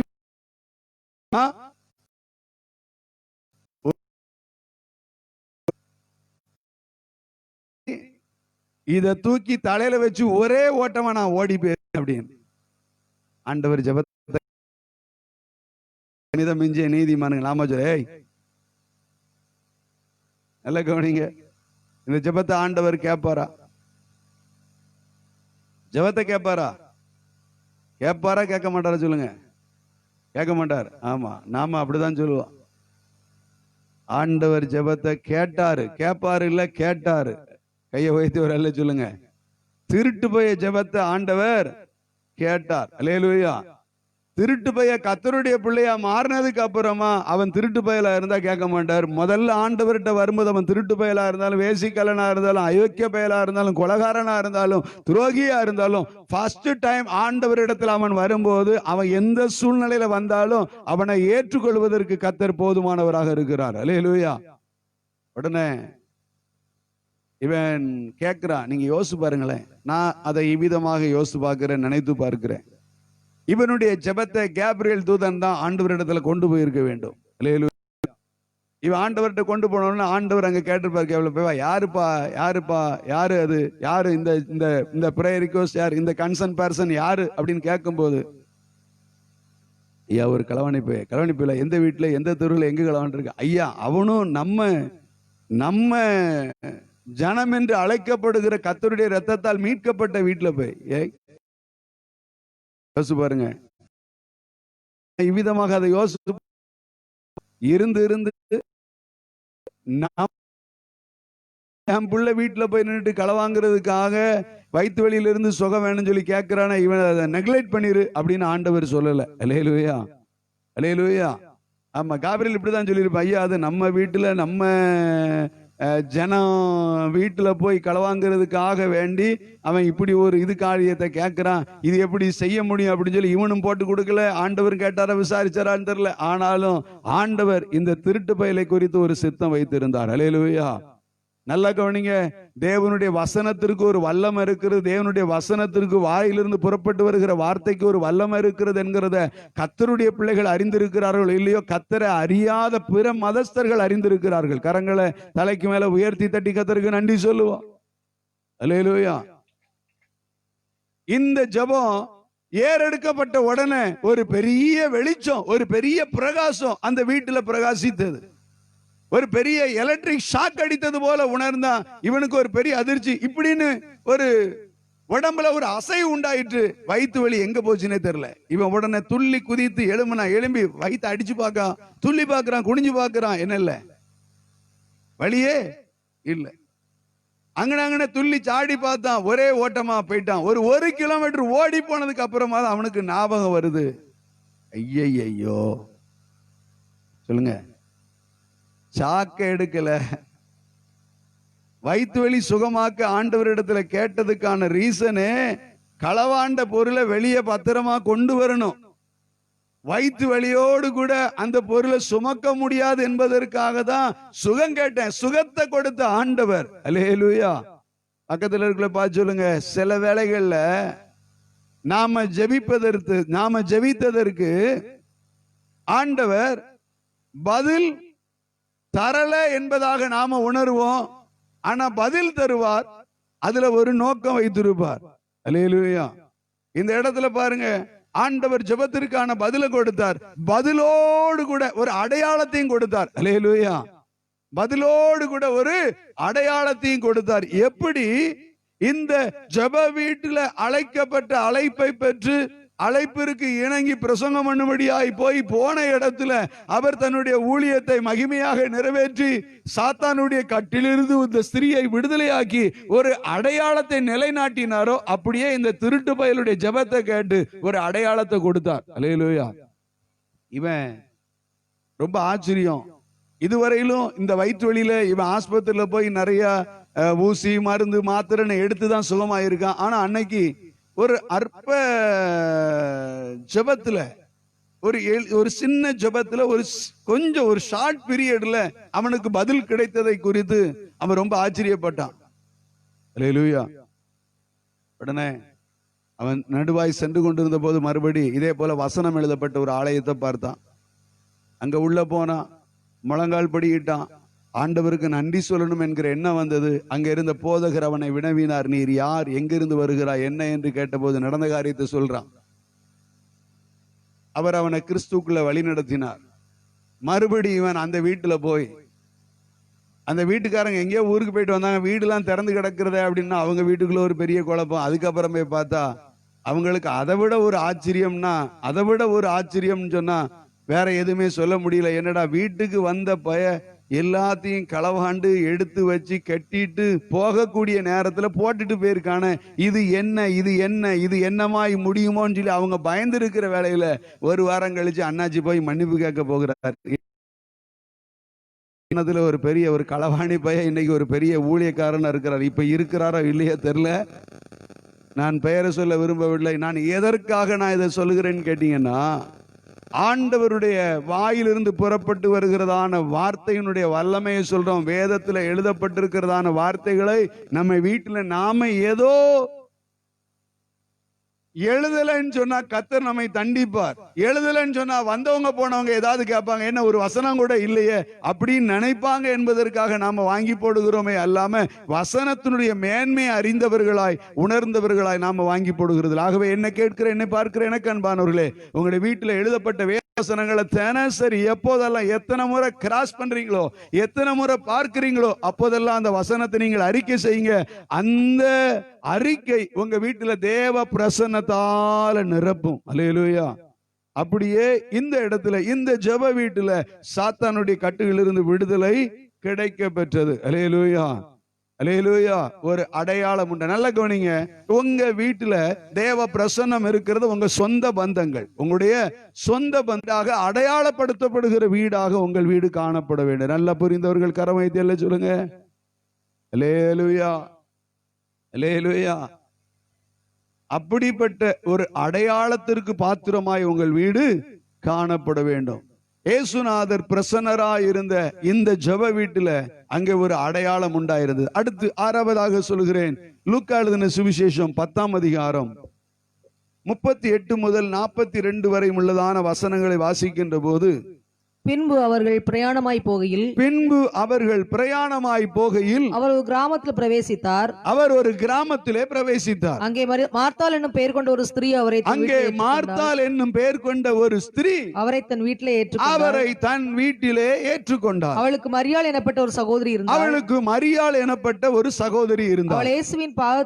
அவள் இயேசுவின் பாதத்தருகே உட்கார்ந்து அவருடைய வசனத்தை கேட்டுக்கொண்டிருந்தார். மார்த்தாளோ பற்பல வேலைகளை செய்வதில் மிகவும் வருத்தமடைந்து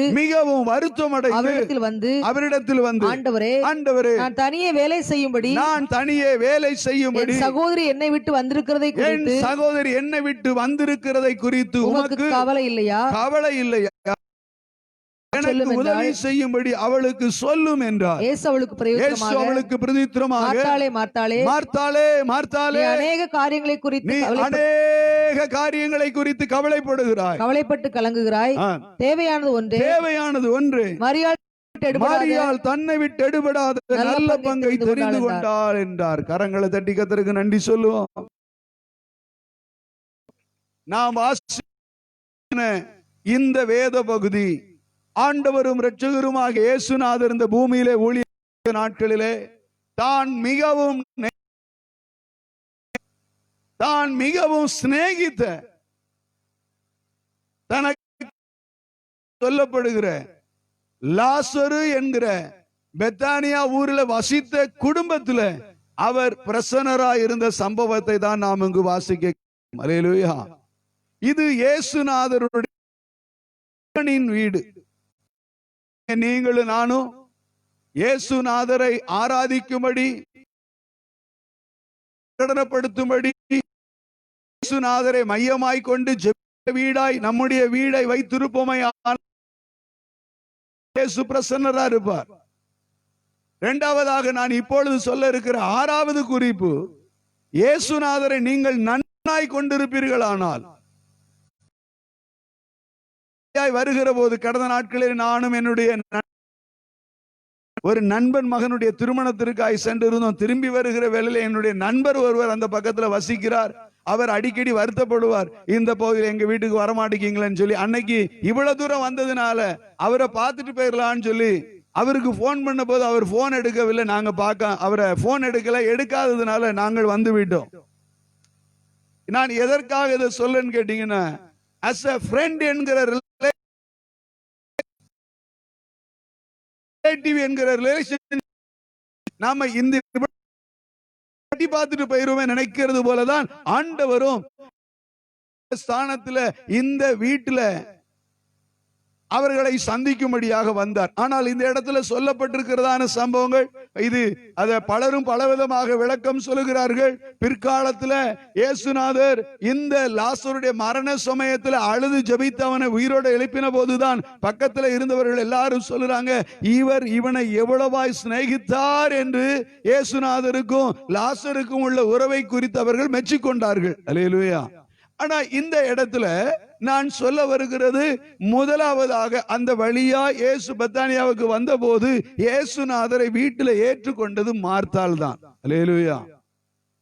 நல்ல கவனிங்க. சிலர் ஆண்டவரை ஏற்றுக்கொள்வார்கள், ஆண்டவருக்கு கொடுக்க வேண்டிய பிரியாரிட்டியை, முக்கியத்துவத்தை கொடுக்க மாட்டாங்க, மேன்மையை கொடுக்க மாட்டாங்க, கனத்தை கொடுக்க மாட்டாங்க. நான் சொல்றது புரியுதா? இயேசுநாதரை வீட்டில் ஏற்றுக்கொண்டு இயேசுநாதர் வீட்டில் உட்கார்ந்து இருக்கிறார். இவ்வளோ பல வேலைகள் செய்கிறதுல வருத்தம் அடைந்து, கலக்கம் அடைந்து ஆண்டவரிடத்துல வந்து பிளேம் பண்றார். நம்ம பாசையில சொல்ல போனா, உமக்கு அறிவு இருக்கா? இவ்வளவு நேரமா அவ உம்மட்ட உட்கார்ந்து பேசிட்டு இருக்கிறா, நான் ஒத்தையில உட்கார்ந்து வீட்டு வேலையெல்லாம் செய்துட்டு இருக்கிற, நீர் அவருக்கு புத்தி சொல்லக்கூடாதா?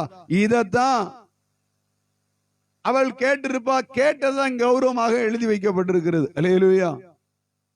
இங்கே 6வதாக நான் உங்களுக்கு சொல்ல இருக்கிறதான குறிப்பு, இயேசுநாதர் என்பதனால, இயேசுநாதர் வந்துட்டார் என்பதனால, இயேசுநாதர் வீட்டில் வந்துட்டு போயிட்டா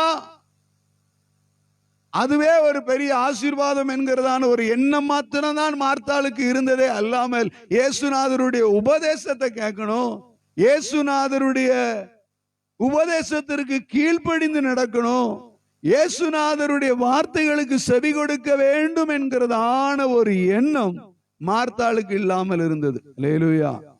ஆனால் இயேசுநாதரை வீட்டில் ஏற்றுக்கொண்டது, அக்செப்ட் பண்ணது யாருன்னு கேட்டா மார்த்தாள் தான். மரியாள் அழைப்பு கொடுக்கவில்லை, மரியாள் ஏற்றுக்கொள்ளவில்லை. ஆனால் மார்த்தாள் நிமித்தம் இயேசுநாதர் அவருடைய வீட்டில் பிரவேசித்து அங்கே மரியாளுக்கு நல்ல பங்கை, தேவையான நல்ல பங்கை தெரிந்து கொள்வதற்கான ஒரு ஆப்பர்ச்சுனிட்டியை கர்த்தர் கொடுத்தார். கரங்களை தட்டி கர்த்தருக்கு நன்றி சொல்லுவோம். அல்லேலூயா. நல்ல கவனிங்க. என்னை பார்க்கிற, என்னை கேட்கிற எனக்கு அன்பானவர்களே, நீங்கள் எல்லாரும் பிறக்கும் போதே கிறிஸ்தவ குடும்பத்துல தான் பிறந்து வளர்ந்திருந்தீர்களா? யோசித்து பாருங்க. நீங்க பிறந்த நாள் முதற்கொண்டே ஆண்டவரோடு ஐக்கியத்தில் நெருக்கமா தான் இருக்கிறீர்களா? யோசித்து பாருங்கள். நீங்கள் ஆண்டவரிடத்துல வருவதற்கு நெருக்கமா இருந்த ஒவ்வொரு இன்சிடென்ட நீங்க கொஞ்சம் யோசித்து பாருங்க. பிள்ளை சாக கிடக்கிற நிலைமையில, புருஷன் வியாதியோடு இருக்கிற நிலைமையில, சிலர் மரண தருவாயில இருக்கிற நிலைமையில, சிலர் வாழ்வா சாவா என்கிற கேள்விக்குறியோடு நிற்கிற நிலைமையில, ஒருவர் நிமித்தம் குடும்பத்தில் ஏற்பட்ட இழப்பு, அவமானம், நிந்த, இவைகள் நிமித்தமாக ஆண்டவருடைய சமூகத்துல ஆண்டவரை தேடி நீங்க வந்தீங்க. ஆண்டவரை நீங்க தேடி வருவதற்கு அந்த ஒரு சூழல் ஒரு காரணமாக இருந்தது. எத்தனை பேருக்கு நான் சொல்றது புரியுது? அல்லேலூயா, அல்லேலூயா. மார்த்தாள் இயேசுநாதரை ஏற்றுக்கொள்ளலன்னு சொன்னா மரியாளுக்கு இந்த வாய்ப்பு கிடைக்க வாய்ப்பு இல்லை. மரியாளை சந்திக்க வேண்டும், மரியாளுக்கு தேவையானதை சொல்ல வேண்டும் என்பதற்காக தான் மார்த்தாள ஆண்டவர் ஒரு கருவியாக பயன்படுத்தினார். அவ்வளவுதான். அல்லேலூயா. நாம் ஆண்டவரிடத்துல வருவதற்கு ஒரு சில இன்சிடென்ட், சில சம்பவங்கள், ஆண்டவரிடத்துல கிட்டி சேர்வதற்கு, ஆண்டவரோடு உள்ள உறவுல நம்மை புதுப்பித்துக் கொள்வதற்கு சில சம்பவங்கள், சூழ்நிலைகள் நமக்கு அது சாதகமாக கர்த்தரால் ஏற்படுத்தப்படுகிறது என்பதை நாம் உணர்ந்து கொள்ள வேண்டும். அல்லேலூயா, அல்லேலூயா. வாய்ப்பு கிடைக்கிற போது, சந்தர்ப்பம் கிடைக்கிற போது அதை நாம் நழுவ விட்டு விடக்கூடாது. அல்லேலூயா. நான் எப்பொழுதுமே சொல்வேன், ஆவியானவர் is a gentleman, Holy Spirit is a gentleman. ஆவியானவர் யாரையும் கரகர என்று பிடித்து இழுத்து கொண்டு வருகிறவர் அல்ல. ஒரு பாடல் வாயிலாக, ஒரு துண்டு பிரதி வாயிலாக, ஒரு பத்திரிகை செய்தியின் வாயிலாக, ஒரு பிரசங்கத்தின் வாயிலாக, இல்ல ஒரு திருமண ஆராதனை நிமித்தமாக, இல்ல ஒரு பிரதிஷ்டை ஆராதனை நிமித்தமாகவே ஏதோ ஒரு சூழல்ல ஆண்டவர் யார், எப்படிப்பட்டவர் என்கிறத உங்கள் மனது டச் பண்ணும் வகையில ஆண்டவர் உங்களோடு கூட இடைபடுவார். அதை நீங்க கேட்ச் பண்ணிட்டீங்கன்னா, அதை நீங்க பிடித்து கொண்டீர்கள் ஆனால் உங்களுடைய வாழ்வில ஒரு பெரிய மாற்றத்தையும் அடையாளத்தையும் ஆச்சரியத்தையும் பிரமிப்பையும் அற்புதத்தையும் கண்டுகொள்வதற்கு அதுவே போதுமானதாக இருக்கும். அல்லேலூயா. ஆகவே இங்கே ஆறாவதாக நான் சொல்ல இருக்கிறதான காரியம் என்னவென்றால், தேவன் நோக்கம் ஆண்டவர் பிரவேசித்த மார்த்தாள் மரியாளுடைய வீட்டில் நிறைவேறினது. அல்லேலூயா. அந்த மரியாள் ஆண்டவரை ஏற்றுக்கொள்ளணும். தேவையானது ஒன்று, தன்னை விட்டு எடுபடாத நல்ல பங்கு. இந்த பூமியில வேலைகள் இருக்கிறது, பூமியில ஏராளமான காரியங்கள், தொழில் இருக்கிறது, வியாபாரங்கள் இருக்கிறது, உலக பிரகாரமான ஏராளமான உறவுகள் இருக்கிறது. இவைகள் எல்லாவற்றையும் மற்றிலும் இந்த உலகத்தில் வாழ்கிற கர்த்தருடைய இரத்தத்தால் மீட்கப்பட்ட பிள்ளைகளுக்கு தேவையானது ஒன்று. அல்லேலூயா. தனக்கென்று கர்த்தர் கொடுத்திருக்கிறதான பங்கை நிறைவேற்ற வேண்டும் என்கிற ஒரு சிந்தை இந்த மரியாளுக்கு உண்டாக வேண்டும் என்பதை வெளிப்படுத்தும்படியாக தான் மார்த்தாள் இயேசுநாதரை ஏற்றுக்கொண்டாள். அல்லேலூயா. இப்போ ஏற்றுக்கொண்டதோ மார்த்தாள், ஆனால் உபதேசத்தை கேட்டு கீழ்ப்படிந்து வசனத்திற்கு தன்னை ஒப்பு கொடுத்ததோ மரியாள். அல்லேலூயா. பக்கத்தில் இருக்கிற பார்த்து சொல்லுங்க, நீங்க மார்த்தாளா மரியாளா? அல்லேலூயா. மார்த்தாள் ஏற்றுக்கொண்டாள். ஆமா, ஆண்டவரை ஏற்றுக்கொள்கிறவர்கள் அவசியம்தான், தேவைதான், இல்லைன்னு சொல்லவில்லை. ஆண்டவரை வீட்டில் உட்கார வச்சுட்டு, நல்ல கவனிங்க, வீட்டுக்கு ஒருத்தர் வந்து அவரை உட்கார வச்சுட்டு அவர் பாட்டுக்கு இருப்பார், நீங்க உள்ள பாட்டுக்கு உன் பாட்டு இருந்தீங்கன்னா எப்படி இருக்கும்? ஒரு நாள் ராத்திரி 12:30 மணிக்கு எங்க வீட்டுக்கு ஒரு போலீஸ் ஜீப் வந்தது. போலீஸ் ஜீப் வந்து இந்த பேரில் உள்ளவர் யார் என்று கேட்டு எங்க அப்பா வந்து விசாரித்தார்கள். விசாரித்த போது எனக்கு ரொம்ப எல்லாருமே ரொம்ப வேடிக்கையா பார்த்துட்டு இருந்தோம். என்னன்னு கேட்டா, ஐயா இதுல இந்த கைப்பறிதி உங்களுக்குள்ளதானா? ஆமா. உடனே அந்த வண்டியில அம்மா இறக்க, அந்த ஒரு பொம்பளை இறக்கணும், இறக்கிட்டேமா அந்த ஆளா? இல்ல இவர் இல்ல, அந்த ஆள் வேற அப்படின்னு. என்னையா என்ன விஷயம் கேட்ட போது, ஐயா நாசரேத் ஊர்ல உங்களுடைய பெயருடைய இந்த துண்டு பிரதியை கொடுத்து வீடு வீடா ஜோம் பண்ண போறேன்னு சொல்லி ஒருத்தர் ஜோம் பண்ணிட்டு சுத்திட்டு இருந்திருக்கிறாரு. இந்த அம்மாவுடைய வீட்டுக்கு போயிருக்காங்க. அதே போல ஜோபம் பண்ணுவோமான்னு இவர் சொல்லியிருக்கிறாரு. ஊழியக்காரர் வந்திருக்கிறாரு அப்படின்னு இந்த அம்மா பேங்க்ல போய் நகையை, அடகு வச்ச நகையை திருப்புவதற்காக பாஸ்புக்கு, அந்த பாஸ்புக்ல 28,000 ரூபாயும் வைத்து வெளியே கிளம்புற நேரத்தில் இவர் வந்ததுனால வீட்டுக்கு வந்தவர்களுக்கு தண்ணீர் கொடுத்து உபசரிப்பது தான் நம்முடைய கலாச்சாரம். ஆகவே இது ஊழியக்காரர் அல்லவா, இருங்க நான் பால் காய்ச்சிட்டு வரேன். இது போய் பால் காய்ச்சிட்டு வர்றதற்குள்ள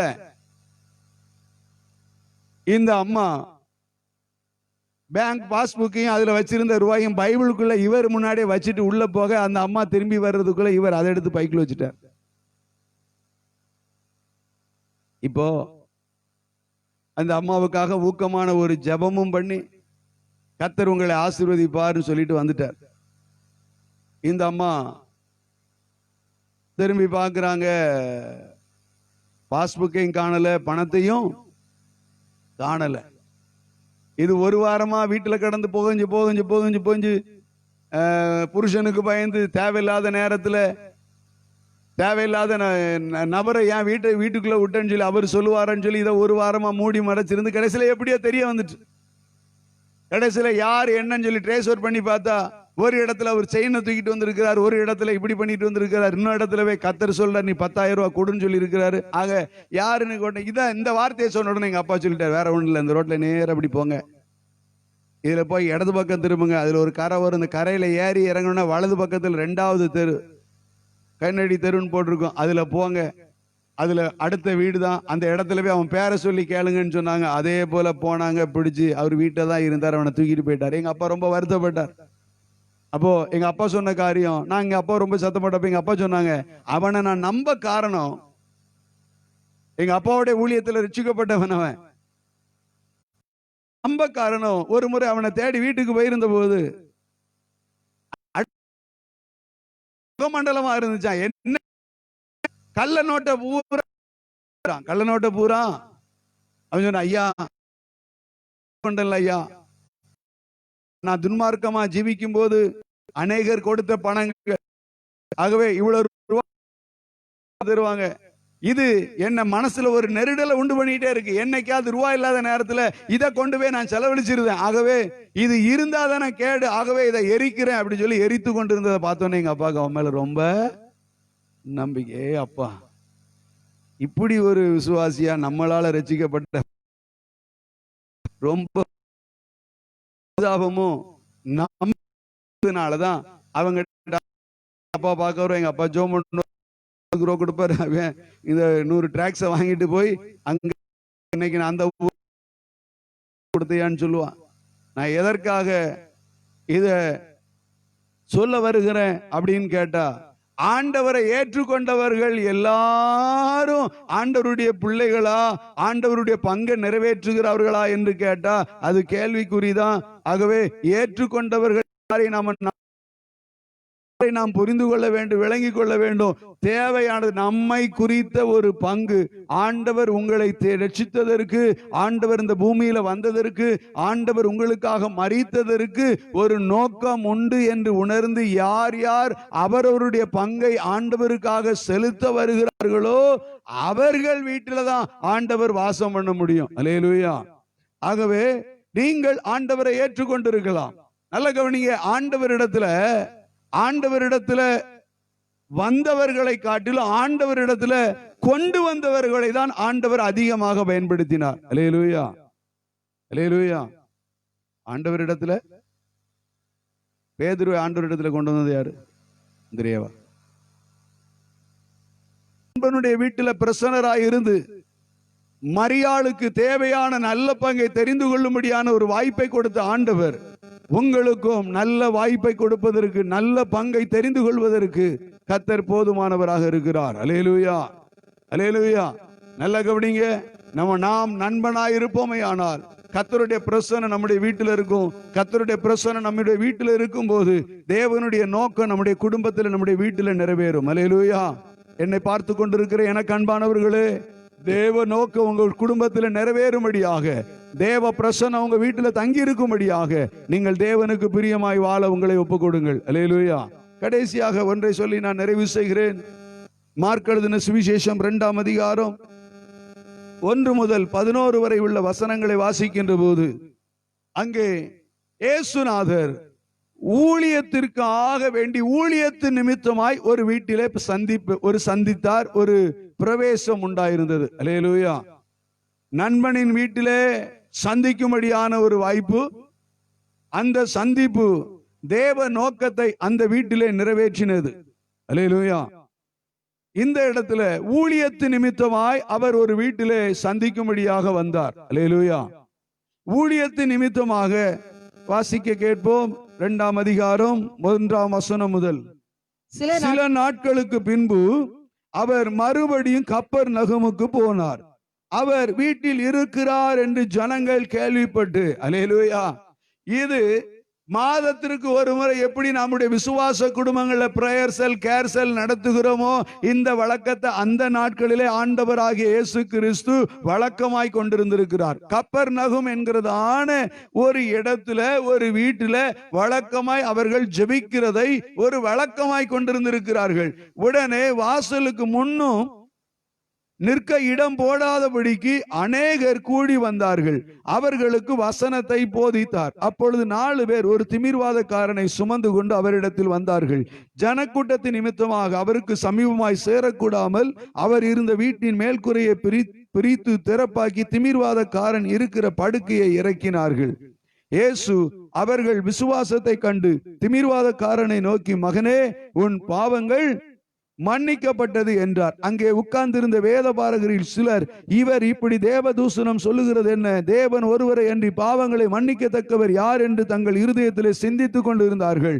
அவர்கள் தங்களுக்குள்ளே இப்படி சிந்திக்கிறார்கள் என்று இயேசு உடனே தம்முடைய ஆவியில் அறிந்து அவர்களை நோக்கி, நீங்கள் உங்கள் இருதயங்களில் இப்படி சிந்திக்கிறது என்ன? உங்கள் பாவங்கள் உங்களுக்கு மன்னிக்கப்பட்டது என்று சொல்லுவதோ, எழுந்து உன் படுக்கையை எடுத்துக்கொண்டு நட என்று சொல்லுவதோ எது எளிது? பூமியிலே பாவங்களை மன்னிக்க மனுஷகுமாரனுக்கு அதிகாரம் உண்டு என்பதை நீங்கள் அறிய வேண்டும் என்று சொல்லி திமிர்வாதக்காரனை நோக்கி, நீ எழுந்து உன் படுக்கையை எடுத்துக்கொண்டு உன் வீட்டிற்கு போ என்று உனக்கு சொல்லுகிறேன் என்றார். அல்லேலூயா, கர்த்தருக்கு மகிமை உண்டாகட்டும். அடுத்த வசனம் சொல்லுகிறது, அப்பொழுது எல்லாரும் ஆச்சரியப்பட்டு நாம் ஒரு காலம் இப்படி கண்டதில்லை என்று சொல்லி தேவனை மகிமைப்படுத்தி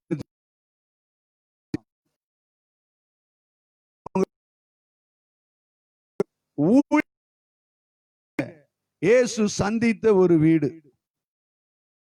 நீங்கள் ஊழியத்திற்கு என்று ஒப்பு கொடுத்திருக்கிற கர்த்தருடைய பிள்ளைகள், ஆராதனை ஸ்தலம் வேறொரு இடமா இருக்கலாம், வேறொரு இடமாக இருக்கு. நீங்கள் ஜெபிக்கிற இடம், நீங்கள் கூடி, அது ஒரு அல்லேலூயா. இந்த ஊழியத்தின் கூடி வருகிற ஜனங்களுக்கு தேவனுடைய மகிமை வெளிப்படும் விதத்துல அங்கே அற்புதங்களும் அடையாளங்களும் காணப்பட வேண்டும். இங்கே கூடி வந்து நிற்கிறது. கூடி வந்திருக்கிற திரள் கூட்டத்தார் அதிகமா இருக்கிறபடினால வியாதிக்காரனை உள்ள கொண்டு போக முடியாது. ஏன்னா அவன் அன்கான்சியஸ்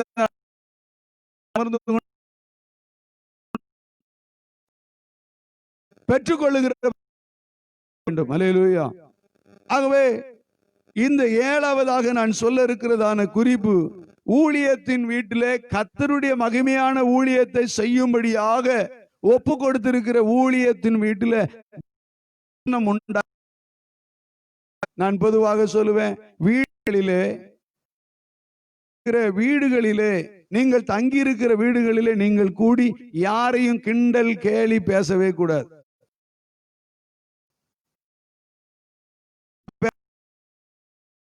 நாம செய்தோம்னா இதை பார்க்கிற நம்முடைய பிள்ளைகளும் அதைத்தான் செய்வார்கள். இது நிமித்தமாக நம்முடைய குடும்பத்தில் நம்முடைய பிள்ளைகளுக்கு வைத்து விட்டு போகிறோம். இதை நினைவில் கொள்ள வேண்டும்.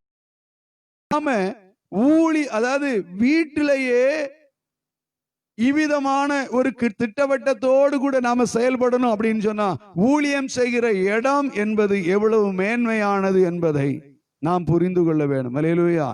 பலிபீடத்துல நின்று தேவனை பிரசங்கிக்கிற இடத்துல நின்று நாம் மனதார பொய் பேசவோ, கர்த்தருக்கு பிரியமில்ல ஆண்டவர் ஊழியம் செய்யும்படியாய் சென்ற வீட்டில வெளிப்பட்டது. அங்கே அநேகர் வந்தார்கள். வந்த எல்லாருக்கும் அவிசுவாசத்தோடு வந்தவர்கள் விசுவாசத்தை பெற்றுக் கொண்டார்கள். வியாதியோடு வந்தவர்கள் சுகத்தை பெற்றுக் கொண்டார்கள். பாவத்தோடு வந்தவர்கள் பாவ மன்னிப்பின் நிச்சயத்தை பெற்றுக் கொண்டார்கள். பாவத்திலிருந்து அநேகர் விடுதலையை பெற்றுக் கொண்டார்கள். இங்கே இவனை பார்த்தே ஆண்டவர் சொல்லுகிறார், உன் பாவங்கள் உனக்கு மன்னிக்கப்பட்டது, நீ எழுந்து உன் படுக்கை எடுத்துக்கொண்டு நட. அல்லேலூயா. ஆகவே நல்ல கவனியுங்கள். நான் அடிக்கடி சொல்லுகிற ஒரு உதாரணம், ஊழியத்துல யாரையும் பிரியப்படுத்தணும் சொல்லி பாலிஷ் போடவோ பெயிண்ட் அடிக்கவோ சோப்பு போடவோ கூடாது. கர்த்தர் உங்களுக்கு கொடுத்திருக்கிறதான ஊழியத்தை நீங்கள் கர்த்தரை நம்பி செய்யும்படியாக முன் வர வேண்டும். அல்லேலூயா. இப்படி பேசுனா அப்படி பேசுனா அவங்க காணிக்க தர மாட்டாங்களா, தசமபாகம் தர மாட்டாங்களா, அவங்களை எப்படி பிரியப்படுத்துறது? அவசியமே இல்லை. அழைத்தவர் மனிதன் அல்ல, அழைத்தவர் ஆண்டவர். அல்லேலூயா. மனுஷனுக்கு ஊழியம் செய்ய வந்தீர்களா, ஆண்டவருக்கு ஊழியம் செய்ய வந்தீர்களா என்கிறதை நீங்கள் யோசித்து பாருங்கள். உங்களை நடத்துகிற உங்கள் ஊழியர் உங்களை கடிந்து அவர் பட்சிக்கிறார் என்றால் நீங்கள் அந்த ஊழியருக்காக கர்த்தருக்கு நன்றி சொல்ல வேண்டும். ஏன்னா உங்களுடைய எதிர்கால நலன் கருதி உங்களை ஆண்டவருக்கு முன்பாக மாசற்றவர்களாய் நிறுத்துவதற்கு அவர் பிரயாசப்படுகிறார் என்று நீங்கள் எண்ண வேண்டும். அல்லேலூயா. நீங்க ஒருவேளை உங்களை கண்டித்தா, ஒருவேளை உங்களுடைய குற்றங்களை சொன்னா நீங்க வருத்தப்பட்டுவீர்களோ, நீங்கள் சபையை விட்டு மாறி போய்வீர்களோ என்று பயந்து பயந்து பயந்து உங்களோடு கூட எடைபட்டு கொண்டிருப்பாரே. ஆனால் நீங்கள் கொஞ்சம் ஜாக்கிரதையாகத்தான் இருக்கணும். நல்லா புரிந்தவங்க மாத்திரம் கையை வைத்து சொல்லுங்க பாப்போம். தேவனுடைய மகிமை என்ன கேட்டா 5 பேர் ஆனாலும் சரி 10 பேர் ஆனாலும் அந்த இடத்துல தேவனுடைய மகிமை வெளிப்பட்டா போதும். மனுஷன் நம்ம உயர்த்த தேவையில்லை, உயர்த்த வேண்டியது கர்த்தர். அல்லேலூயா. ஏன்னா இவங்கெல்லாம் பரலோகத்திற்கு வாராங்களோ வரலையோ, இவங்கெல்லாம் நம்ம கூட வாராங்களோ வரலையோ, அதுல நமக்கு உடன்பாடு இல்லை. முன்பாக அவருடைய நியாயாசனத்திற்கு என்கிற சிந்தையோடு கூட தேவனுக்கு கர்த்தருக்கு பிரியமானவர்களே, ஊழியத்திற்காக ஊழிய வீட்டுல தேவன் பிரசன்னராய் இருந்தால்தான் அங்கே தேவனுடைய மகிமை வெளிப்படும். அல்லேலூயா. ஆகவே நம்முடைய குடும்பத்துல நாம செய்கிற ஊழியத்துல ஒருவேளை வீட்டிலே சிலர் ஊழியம் செய்யலாம். சகோதரிமார்களாக கூடி ஜெபிக்கலாம், சகோதரர்களாக கூடி ஜெபிக்கலாம், நடக்கலாம், சில கேர்சல் நடத்தப்படலாம், சில ஆலோசனை கூட்டங்கள் நடத்தப்படலாம். அதில் வேண்டுமே ஆனால் அங்க இயேசுநாதர் பிரசன்னரா இருக்க வேண்டும். அல்லேலூயா. நல்ல புரிந்தவர்கள் கரமை சொல்லுங்க பாப்போம். 3 காரியத்தை சொன்னேன். ஒன்று ஜெப வீடு. அந்த ஜெப வீட்டுல அடையாளம் உண்டானது. சாத்தான் கட்டி வைத்திருந்த 12 வருடமாய் கட்டில் இருந்த சிறிது நிமிரக்கூடாத கூனி ஆனால், அல்லேலூயா, அது ஒரு அடையாளமா இருந்தது. நண்பனின் வீடு. தேவையான நல்ல பங்கை மரியாள் தெரிந்து கொள்ள காரணமாயிருந்தது. இறுதியாக ஊழியத்தின் வீட்டிலே பாவத்தினால பீடிக்கப்பட்டு பாவத்திற்கான தண்டனை அனுபவித்துக் கொண்டிருந்ததான சுமந்து தேவ நாம மகிமைப்படும்படி அந்த ஆண்டவர் அவனுக்கு விடுதலை கொடுத்து உண்டாக வியாதியிலிருந்து ஆண்டவர் விடுதலை கொடுத்தார். அல்லேலூயா. நல்ல கவனிங்க. நம்முடைய வீடு நம்ம கர்த்தருக்கு நண்பனா இருப்போமே, ஆனா நம்முடைய வீட்டில் நண்பனுடைய வருகையும் பிரசன்னமும் எப்பொழுதும் போதுமானதாக இருக்கும். அல்லேலூயா. நம்முடைய வீடு ஜெப வீடா இருக்குமே, ஆனா ஜெப வீட்டுல எப்பொழுதும் பிரசன்னம் உண்டாயிருக்கு. நம்முடைய வீடு ஊழியம் செய்கிற வீடா இருக்குமே, ஆனால் நம்முடைய வீட்டுல எப்பொழுதும் தேவனுடைய பிரசன்னம் உண்டாயிருக்கும். தேவனுடைய மகிமை வெளிப்படுகிறதற்கு ஏதுவா இருக்கும். அல்லேலூயா. ஆகவே நாம் கேட்ட இந்த வேத வசனத்தின்படியாக காலையில 4 காரியத்தை கேட்டோம். அதை தொடர்ந்து இப்பொழுது 3 காரியத்தை கேட்டோம். இயேசு சந்தித்த இந்த 7 வீடுகளிலும் அற்புதம் நடந்ததாகவும், வியாதியிலிருந்து விடுதலை கிடைக்க பெற்றதாகவும், துக்கம் சந்தோஷமாக மாறி ஆச்சரியமும் பிரமிப்பும் ஏற்பட்டதாகவும், விருந்துக்காக அழைக்கப்பட்ட இடத்துல பாவத்திலிருந்து ரட்சிப்பு கிடைத்து ஒரு பாவியான ஸ்திரீனுடைய வாழ்க்கையில ஒரு மாற்றம் உண்டானதாகவும், ஒரு ஜெப வீட்டுல ஜெபத்திற்காக வந்த 18 வருடமாய் சாத்தானால கட்டி வைக்கப்பட்டிருந்ததான கூனி விடுதலையாக்கப்பட்டு அங்கே ஒரு அடையாளம் உண்டாயிருந்ததையும், ஆண்டவரை ஏற்றுக்கொள்ளும்படியாய் ஆண்டவர் போய் சந்தித்த நண்பனாகிய லாசருடைய வீட்டுல அவனுடைய சகோதரி ஆகிய மரியாள் தேவையான நல்ல பங்கை தெரிந்து கொள்ளும்படியான ஒரு வாய்ப்பை தேவன் நோக்கம் நிறைவேறுவதற்கு அங்கே ஏது உண்டானதை நாம வாசிக்க கேட்டோம். இறுதியாக ஆண்டவர் ஊழியம் செய்யும்படி சந்தித்த ஒரு வீட்டில் பாவத்தின் நிமித்தமாய் தண்டனை அனுபவித்து கொண்டிருந்த ஒரு திமிர்வாதக்காரனுக்கு அற்புதமான சுகத்தை கொடுத்து தேவனுடைய மகிமையை கர்த்தர் வெளிப்படுத்தினார். அல்லேலூயா. ஆகவே ஆண்டவர் உங்களை என்னை அவருடைய ஜனமாய் தெரிந்திருக்கிறார். அவருடைய ஜனம் நாம. அவருடைய ஜனமாகிய நாம் நம்முடைய வீடுகளில் எப்பொழுதும் சமாதானமா இருக்கணும்.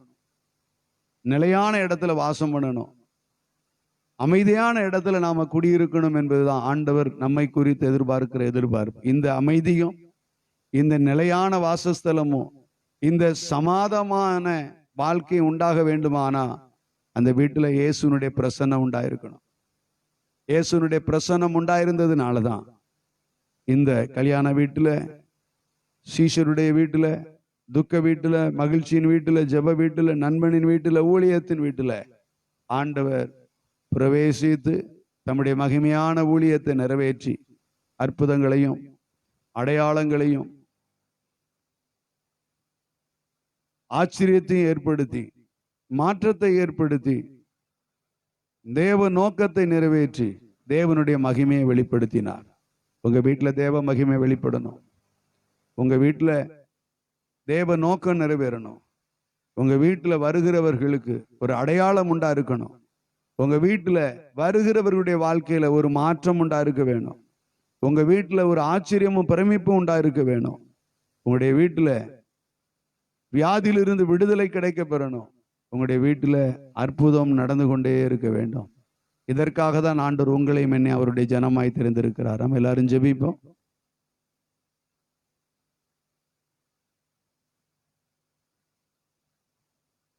கூடாரவாசிகளாகும் நமக்கிங்கு வீடென்றும் நாடென்றும் சொல்லலாமோ?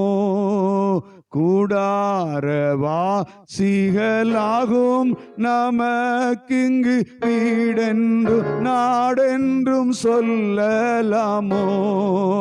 கைவேலை அல்லாத வீடொன்றே மேலே நான் செய்வேன் என சொல்லி போகலையோ?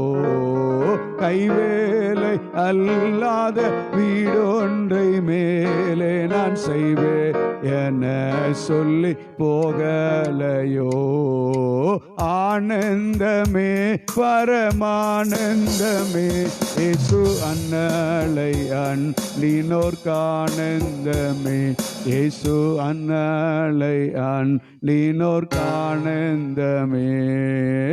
ஆனந்தமே பரமானந்தமே இயேசு அன்னலை அன்லினோர்க்கானந்தமே. இயேசு அன்னலை அன்லினோர்க்கானந்தமே.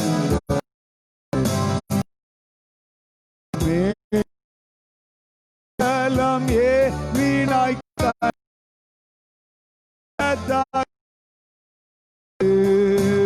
என்னுள்ளமே கண்ணீரின் பல்ல கல்லோ இது.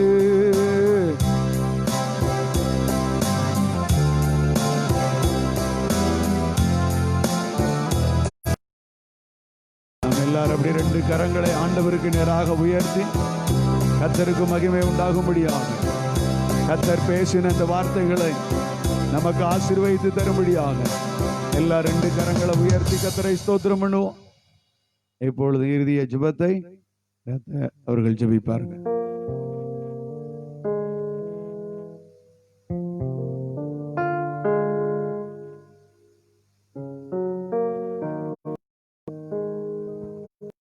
ஸ்தோத்திரிக்கிறோம் ஆண்டவரே, எங்களை நாங்கள் நன்றியோடு துதிக்கிறோம் ஆண்டவரே. ஸ்தோத்திரத்தாவே இந்த ஆசீர்வதிக்க ஜெபிக்கிறோம் ஆண்டவரே. ஸ்தோத்திரங்கத்தாவே ஸ்தோத்திரமாடு நாயும் ஆண்டவரே. ஸ்தோத்திரங்கத்தா செய்தி கொடுத்து தம்முடைய மகனை ஆசீர்வதிக்க முடியா ஜெபிக்கிறேன் ஏசப்பா. கொடுக்கப்பட்ட செய்திகள் ஆண்டவரே ஒரு புரோஜனமா இருக்க முடியா ஜெபிக்கிறேன் ஏசப்பா. ஸ்தோத்திரங்கத்தாவே அப்போ ஸ்தோத்திரங்க ஜெபிக்கிறோம் ஆண்டவரே. ஸ்தோத்திர ஆண்டவரே. ஸ்தோத்திரங்கத்தாவே ஒவ்வொரு ஆண்டவரே குறிப்புகளை தேவன் ஆசீர்வதிக்க